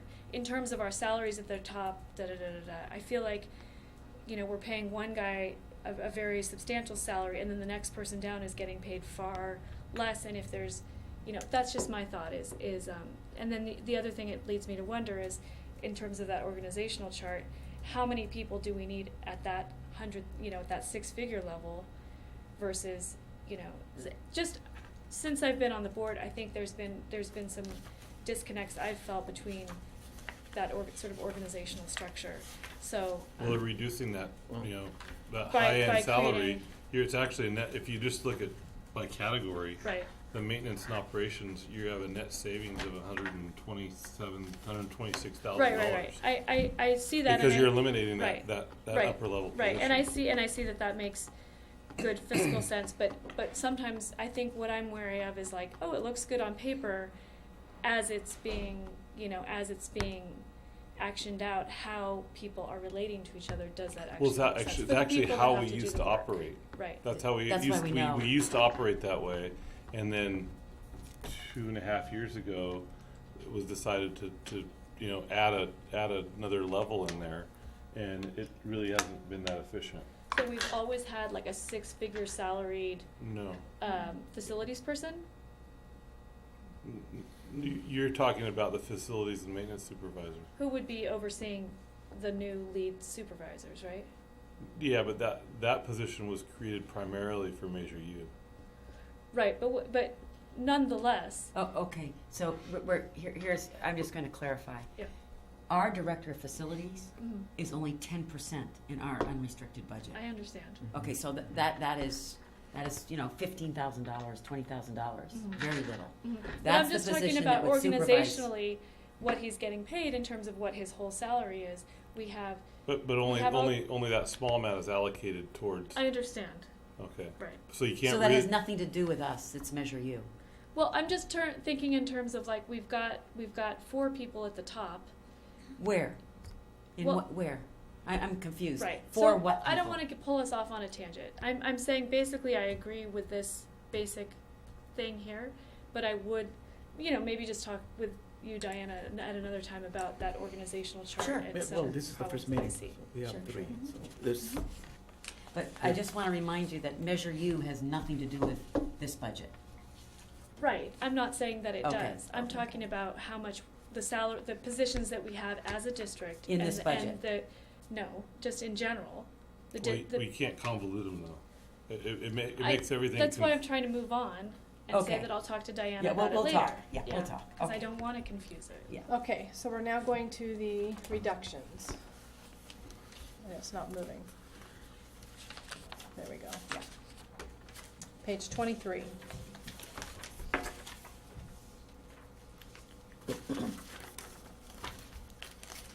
Did you have specific input on this one? So, Maureen, is that that's the supervisor you were talking about, right? Yes. That second 6-figure, no? No, I don't, I just, Okay, just let it go. yeah, Okay, all right. thank you. Thank you for trying to Yeah, bring it okay. back in, but I'm speaking a little apples and oranges right now, and I don't want to do that, so. So in the past, the state has given us money specifically for professional development. Yes. Are we still getting that? No. We're not getting, that's been No. It's been It's been eliminated gone now. for years. So that makes sense of why we don't necessarily need those 3 full days, but we can still do our own internal professional development during the early release days, Yeah. right? So the point we're making is that currently the structure is for professional development is 3 days right before school starts. Yeah. And teachers have reported that that's not as helpful as if you have early release every week and you have ongoing professional learning. In addition, in the contractual agreement, there's a statement that says if you're not getting state money, that The union and district already agreed that you can reduce the day work year from 185 to 182. And I can just tell you that you're not thinking about professional development those first 3 days. You're thinking about setting up your classroom anyway, so it's only somewhat retained anyway. So, yeah. Mhm.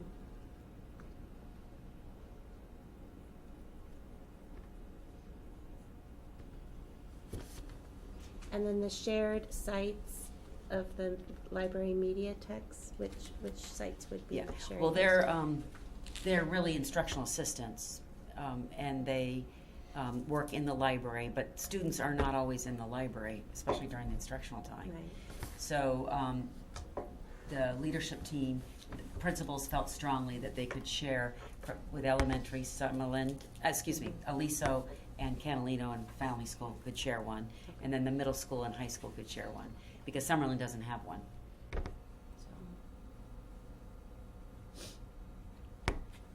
So for the library,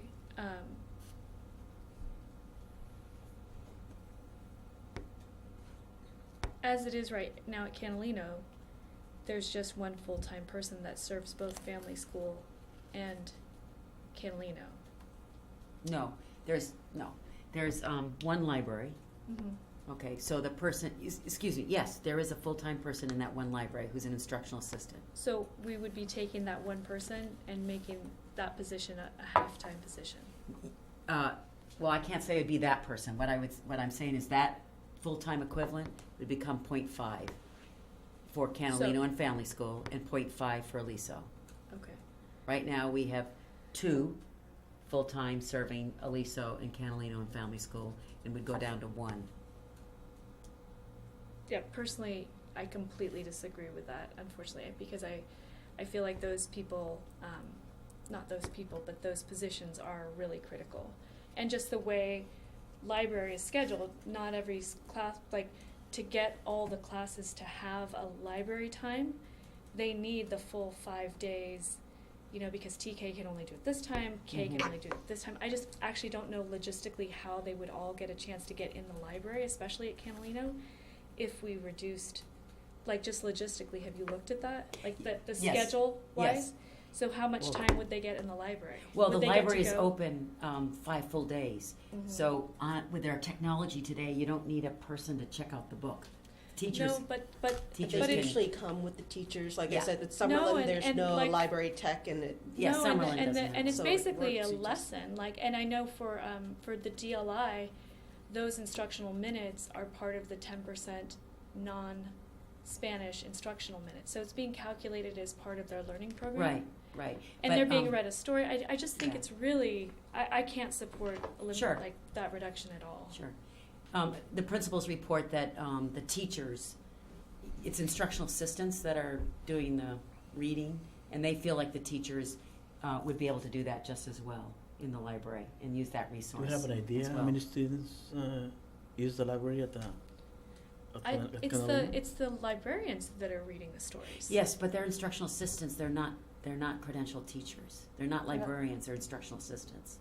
Right, but they're choosing the stories, and my experience of it is that it's much more like they're presenting the students with a lesson. Like, they have a specific story that they've picked out for the age group, and it's not an instructional, like a typical instructional aide who's there to sort of assist the classroom teacher, regardless of their credential.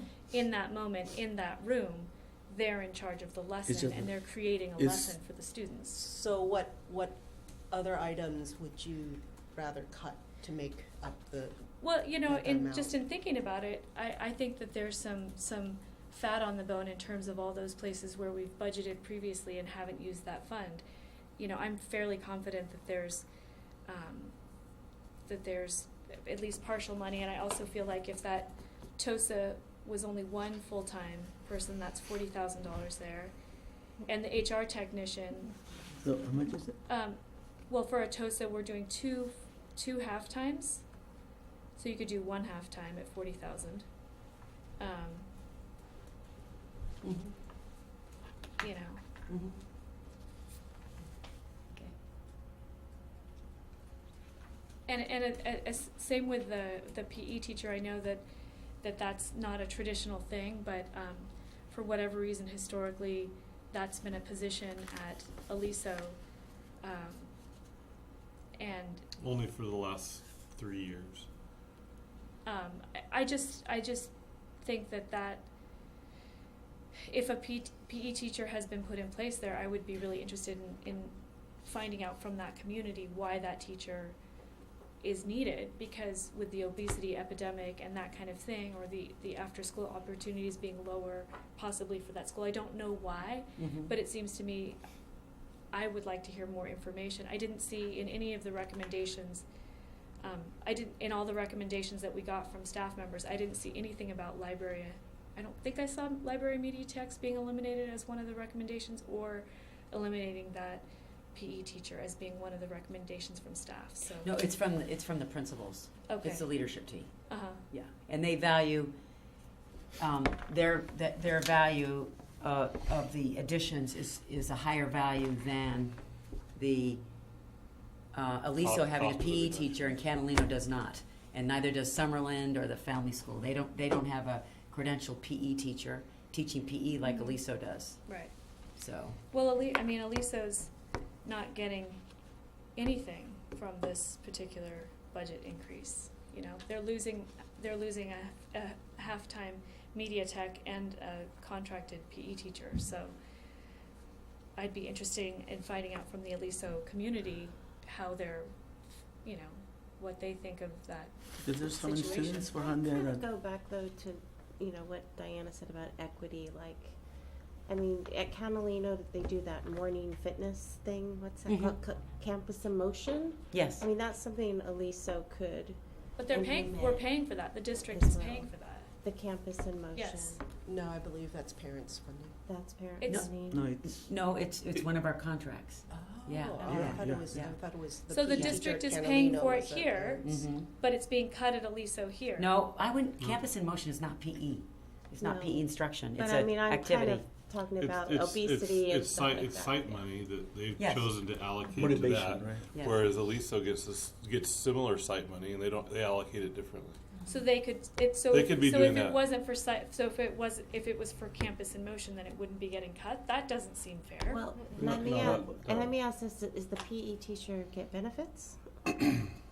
Because No, It's a Okay. retiree. it's a retiree. okay, so the Campus in Motion leader, Mhm. would that be the equitable? I mean, is it the same kind of thing? Not at I, all. I would like for us, I mean, I just think, I Yeah. think what we're doing is we're hitting onto a problem, which is that if historically the district has had different specialists as different schools, the solution to me doesn't seem to be to just take them all away and call it equitable.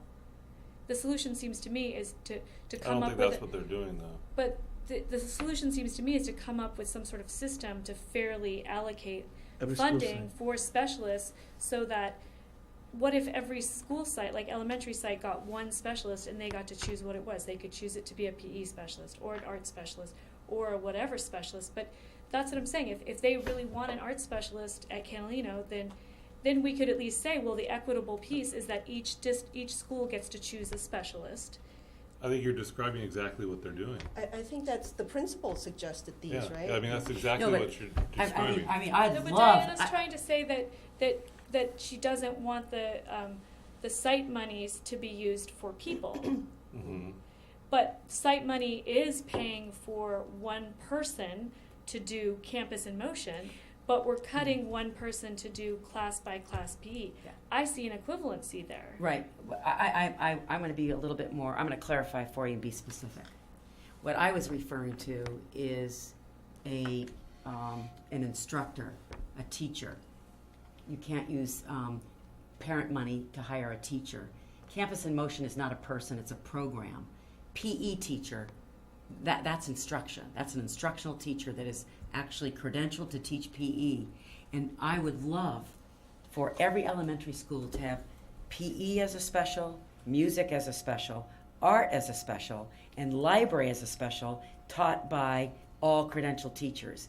But there are budgets, and that's what Montecito has. But our budget does not have that kind of funding. We do not have the funding to have specialists at elementary school. What we're trying to do is use what we have for program improvement is start with our priority. And right now, for next year, our priority is the middle school, and that's the electives at the middle school.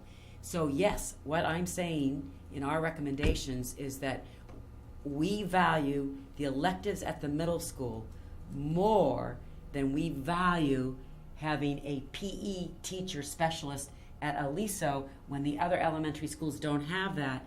And our expectation is that, like most California elementary schools, the teachers teach PE.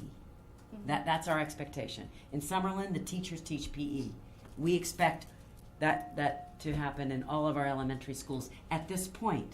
Moving forward, I think one of our goals should be is to look at how we can bring the specialists back to Carpinteria through grants, because we're not going to be able to do it through our unrestricted funds. I recall that years ago that there was arts specialists at all the elementary schools, music, fine arts, dance, and theater, that did a rotation. And it was a $130,000 grant, I believe, with the Children's Creative Project. Mhm. Am I right about that? Yeah. Okay, so that's something that really should happen for our district, and I don't see why we can't figure that out. But you're on the right track, and yes, we do want the specialists. We just can't fund it in an unrestricted budget right now, because what we're saying is right now our top priority is absolutely the electives at the middle school. The middle school is our priority right now. So just to clarify, Yeah. so if a school still wanted a specialist using their own site funds, they could? No, because as a leadership team, we talk about how they're using your site funds, and it would not be equitable for one school to have a PE specialist when the other schools, their teachers are teaching PE. That's not equity when you have a specialist like that. It's just not equitable. Right. Well, I mean, To be taught by a credentialed PE teacher is very different than having a program, every Wednesday around in motion, Monday and Wednesday, Campus in Motion. That is not PE. Whereas the credentialed PE teacher does incredible lessons. I think, to me, and I don't want to belabor this point, but I think that this is a piece where there's some policy and guidelines missing. Like we're all kind of trying to figure out that we're working with a gray area, and I would like to see some real information put down on paper to act as a policy guideline for schools, across the district. If we're making this decision about something, but we don't have anything really written down for it, and again, I don't want to belabor the point here in a budget discussion, but I feel like this is a place where a policy discussion where we can create, like, I think that there's a district policy that's needed if we're trying to create a new stipulation. Well, actually, it's a leadership decision. It's not a policy. Say, I don't see this as a policy decision. The board can't set policies for every educational program out there. No, but we're saying across the board that we can't use that. We're changing something than how it's done in the past. No. What I'm hearing from Diana is working with her leadership team, which includes administrators, the principal, and they have all agreed to a certain way of doing it, and they've agreed that on the use of specialists, right? So I'm not based on the core principle of respectful community or core value that incorporates educational equity. So I don't want for us to create policy that dictates what the principals and the superintendent are doing. Flying a drone over two schools, you're going to see Aliso, and you're going to see kids exercising. You're going to see Catalino. You're going to see schools exercising. Like, if you were just flying over those campuses, you wouldn't know the funding sources. And what you're essentially telling Aliso is, we're going to get rid of your program. They don't have, poets in the school. They don't have poets in the schools. They don't have a lot of the other programs that I've seen. Catalino in the middle of the year got an arts grant and suddenly had arts specialists, and Aliso didn't get that. It's like Aliso doesn't. They got money donated by a flower grower, and suddenly they had arts specialists. Aliso school doesn't have the dual language program. Catalino does. No, but Aliso has the STEAM program, so that they have the innovation lab. So their staff has decided they want to focus on STEAM science, technology, engineering, and they've developed an innovation lab. So it's really the staff and the principal have So determined. it's a principal's decision for each school site Well, on what they do. not without the Well, leadership team. does Not what? without the leadership team. Not without the leadership team. We've all discussed it in our leadership team about what the focus is going to be in each school. So what would happen if a parent came in and said, I wanted to donate $30,000 for a PE teacher at Aliso? Would we say, no, we're not going to take that money because we have an agreement that we're not going to take any money for specialists?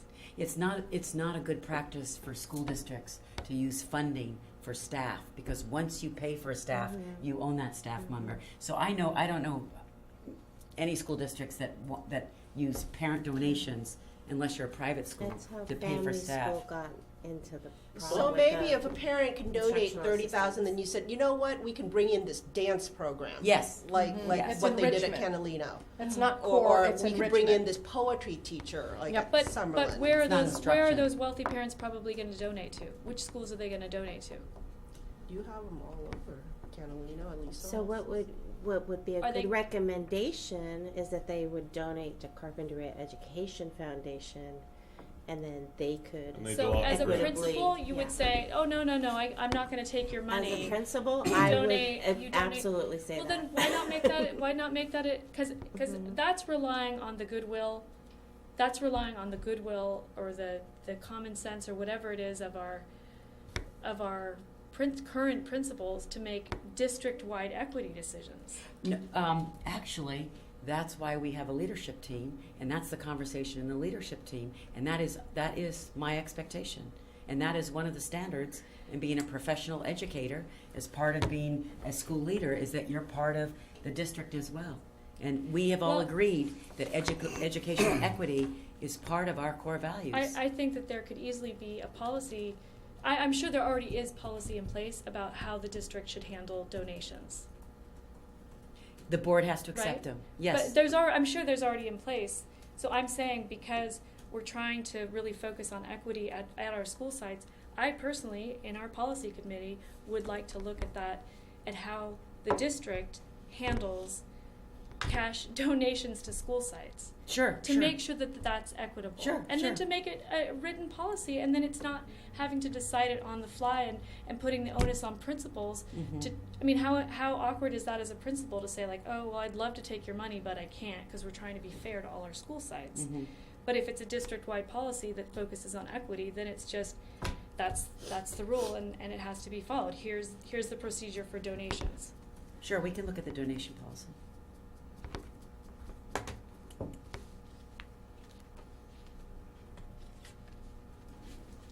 Are there any other discussion items on the budget reductions? Just last on in terms of business services, I mean, obviously, the people that work in that office understand that office the best. And I do feel like a lot of processes in terms of phones and things can be automated. However, I also know the secret to all schools, which is that the administrator that you face to face with when you walk into a room is actually the heart center of that place. So I just think it, however things get shifted, and I trust the people working in that office to know best, but I do think it's really important that there be a human face as as people walk into that office, Mhm. and that they're helped, and especially who's going to be walking into that office, perhaps Right. families in crisis or new families to the district. Actually, the majority of people who come into our office are our own employees. Great, even more Yeah. important. Yes. People are coming in search of specific information. Yes, they are. Mm-hmm. So it's important that that we have that somehow how it gets shifted, that it makes sense that there's a human face. That's my Yes. feeling. Yeah, Does absolutely. anyone else have thoughts about that shift, front office shift, or however it would So be? just the organization of kind of that window area, right? That there's always going to be somebody Welcoming. Yeah, welcoming absolutely. there. Yes. That's what I would ideally want. Yeah, of course. I mean that absolutely, because that is the heart of the district, and the way that we welcome and greet people indicates how people are treated in our district. So absolutely, I didn't want to imply that technology was going to replace that kind of service. What I'm implying, what I meant to say is that you don't really need people answering your phones these days. I've not worked in a school district in 15 years in which someone answered my phone, honestly. You know, phone calls come directly to me. And if they don't reach me, then I have voicemail. So I answer my own phones. And I expect everybody to answer their phones, their own phones. So that's really what I meant about the technology Okay. piece. Yeah. But still, this is not final. Pardon me? This is the first step. This is not final. Oh, no. We're just starting the conversation. This is a conversation starter for discussion. And then just the last piece, just in terms of GATE, I don't know what everyone else feels, but I feel that our district currently is not serving our highest achieving students at all. And so it's a little confusing to being asked to cut in half the one teacher for elementary that's specifically targeting the gifted and talented population. I would rather cut the whole thing and reallocate it some other way, because we're not doing it well at half time, and we're going to do it less well at quarter time. I'd rather take that money that we have left and allocate it to where we actually are able to serve those high achieving students, because we haven't been for 10 years. Right. Well, That's And just- 20. Yeah, I agree with that. 20, yeah. 20. I think we need to revamp the GATE Yes. program. Yes. So it's, by cutting it, we need to overhaul the whole thing and however we do it. Well, I think what I was going to say is just that it frustrates me to basically cut it into something that's practically non-existent without having something to replace it. Well, that's our point. That's why we didn't cut it completely. So the reason why we're cutting it just in half is that our expectation is with that quarter piece is that she serves more as a consultant in helping us to revamp the program. I mean, at least, she has a lot of experience with the GATE program and also works in Santa Barbara, so has a lot of connections about some program models. So we wouldn't be starting from scratch if we cut the position completely. So our expectation is to cut it so that instead of serving students directly, she is helping us develop a much better way of providing service to our students using our own teachers. So Yeah, and I mean, I was in school. I was in the pull-out GATE program when it was a thing, and I think if we were renaming it now, we would probably call it like a STEAM academy. Really, what our focus was on was much more. It wasn't on the arts really. It was much more science and technology. So if we could create a program, first of all, identifying it, because we still have to identify our gifted. We still test them all, right? Is that Yes. a state requirement that we test them all in second well, grade? we want to do that. Right. We want to do that. So we're going to continue doing that. So yes. right now we're testing them, but we're not Mhm. actually. We don't actually have anything that we can offer them. If No, they that's do. not true. Yeah. We Okay. offer them. Pull out They've been- classes. Our and, program is different. Clustered. Like once they a cluster them Yeah. by grade. I guess I just and- haven't seen it, so I'm Yes. sorry Yeah, to make it sound it's- like Yeah, I do. it's still a pull-out, but it's Yeah. It needs to be improved, and Yeah. reformed, Okay. revised. But we need someone to lead that revision. So Yes, that's It's a privilege to be a GATE student, honor student. It well, it's doesn't an have anything expectation that we to serve do all with students. honors. and Still, meet their that needs. leaves out a lot of Yeah, it doesn't have to a do lot with of grade. It doesn't have It to doesn't do have with anything to do with honors. grade. No. Yeah. It's just But Study you're right, we rest days. do need to meet their needs, and we're just not meeting them adequately. So just moving forward, is there a Mhm. plan? How is this what I don't want to see a year from now is then cutting that further quarter TE with nothing in place. Like if this Well, is the hopefully we'll be enhancing recommendation, it in a year. cut what? Hopefully we'll be Yes. enhancing Well, it that's in what a I'm year. saying is can we cut it with the note to how can we make sure that there's a plan in place by next year? Well, that's our goal. Okay. That's our goal. So that's our expectation. Is that as much as we can say at this point, or? I think that's as much as I can say right now tonight. You guys comfortable with me moving to public comment? So can I clarify and understand that as I work on the second interim and move forward with a multi-year, I'm gonna incorporate what we've seen in this presentation and you'll see it in its entirety? I think because we, you know, this is just a suggestion, take it with whatever, but just on the place, I think we're pretty much in, the bulk of what we are saying is an agreement. So It's by no means final, It's you're not just gonna final. see it in how it plays into a multi-year. yeah, but just in the, maybe because there's so little where we don't agree, maybe focusing the energy on creating some options and possibilities within the areas where we don't all Where agree. we don't. Because it would be great to completely agree by the end of this process and just say, yeah, we're all, you know, pretty much on the same page. We'll So- work on it. We'll see what we can do. Yeah. We'll work on it. Okay, Monica, do we have public comment? Yes, we do. Oh, sorry, can you hear me? Yeah. Yeah. All right, yeah. We do have one public comment for one of our teachers at the middle school. Okay. Mr. Jay Hochner. Mr. Hochner, you have 3 minutes, so I'm gonna click start and you will see the light and then is it on?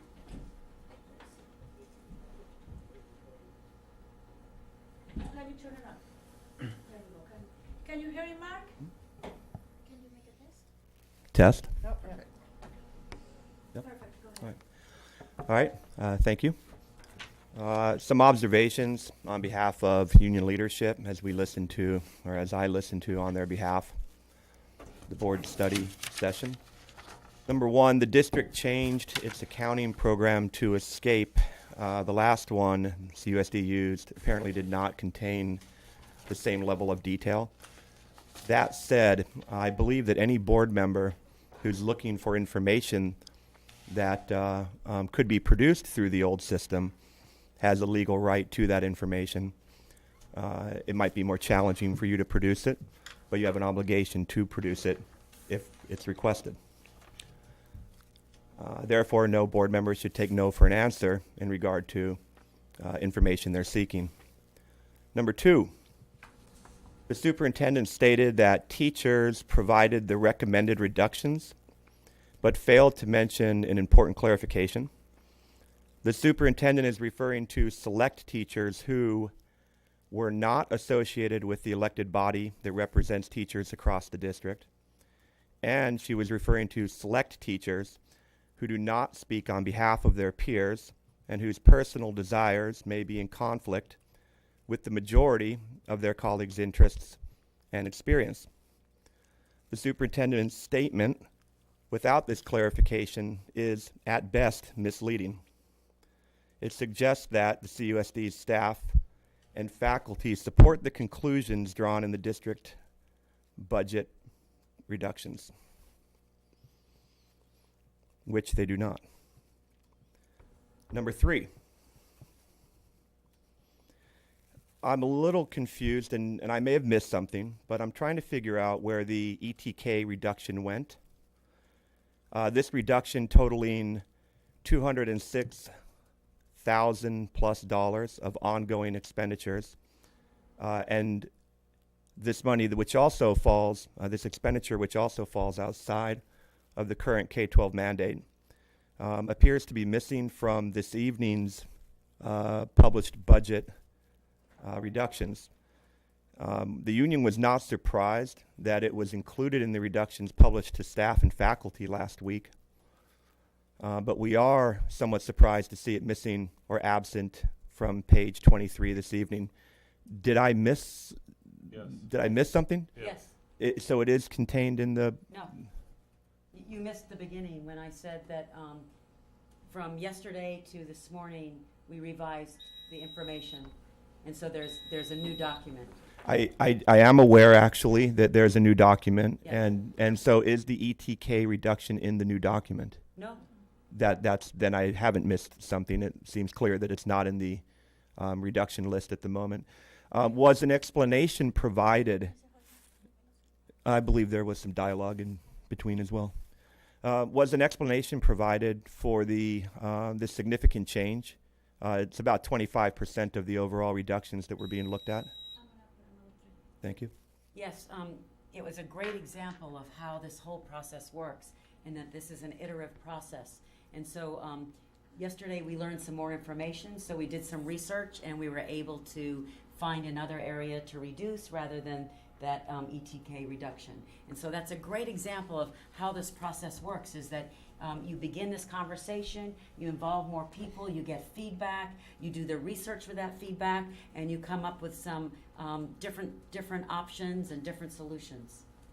But that's not an explanation for why we devalued that reduction. That's an explanation of the iterant process, which we all understand how an iterant process works. Right, and then when we discuss the ETK and K program on February 13th, we'll explain where the value is for that program. Great, thank you. And then very short inquiry also is, the superintendent stated that the principals felt strongly that schools could share a librarian at the secondary level and the same at the elementary levels.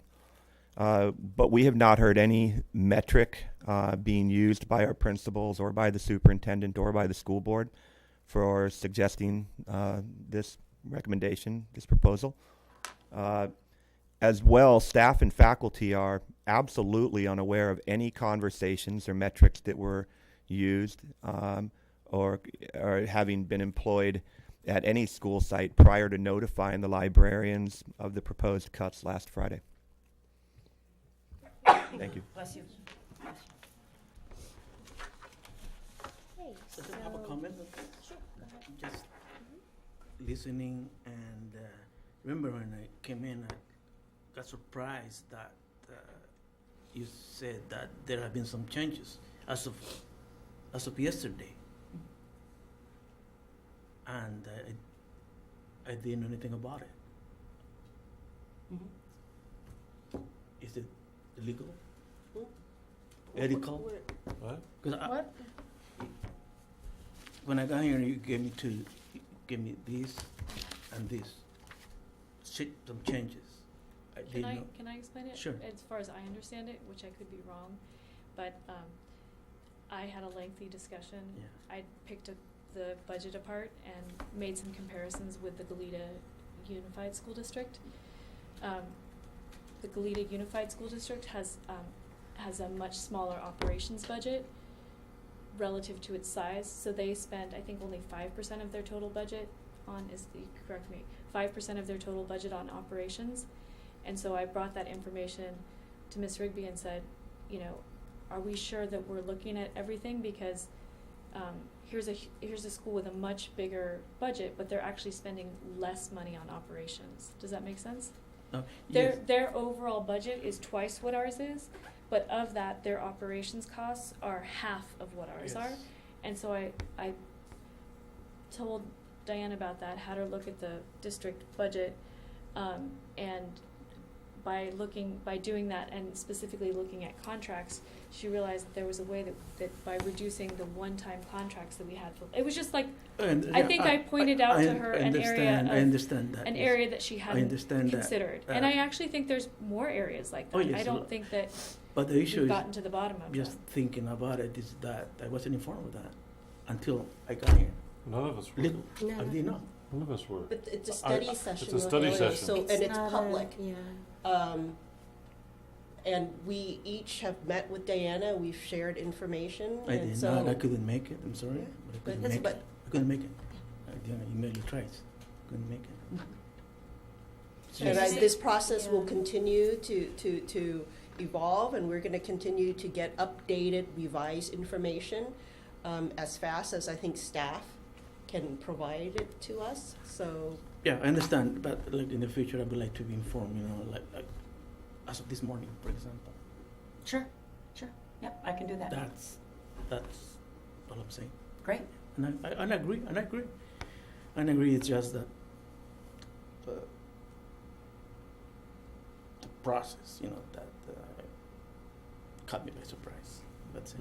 But I agree with that. Okay. Thanks. Thank you. So it looks like you guys have direction, right? Yes. For our next meeting. Our next meeting is February 21st. Is it at 6 again? Yes. 5:30? Okay. 6 o'clock. Okay. And if there's nothing else, then. Great, thank you. Thank you.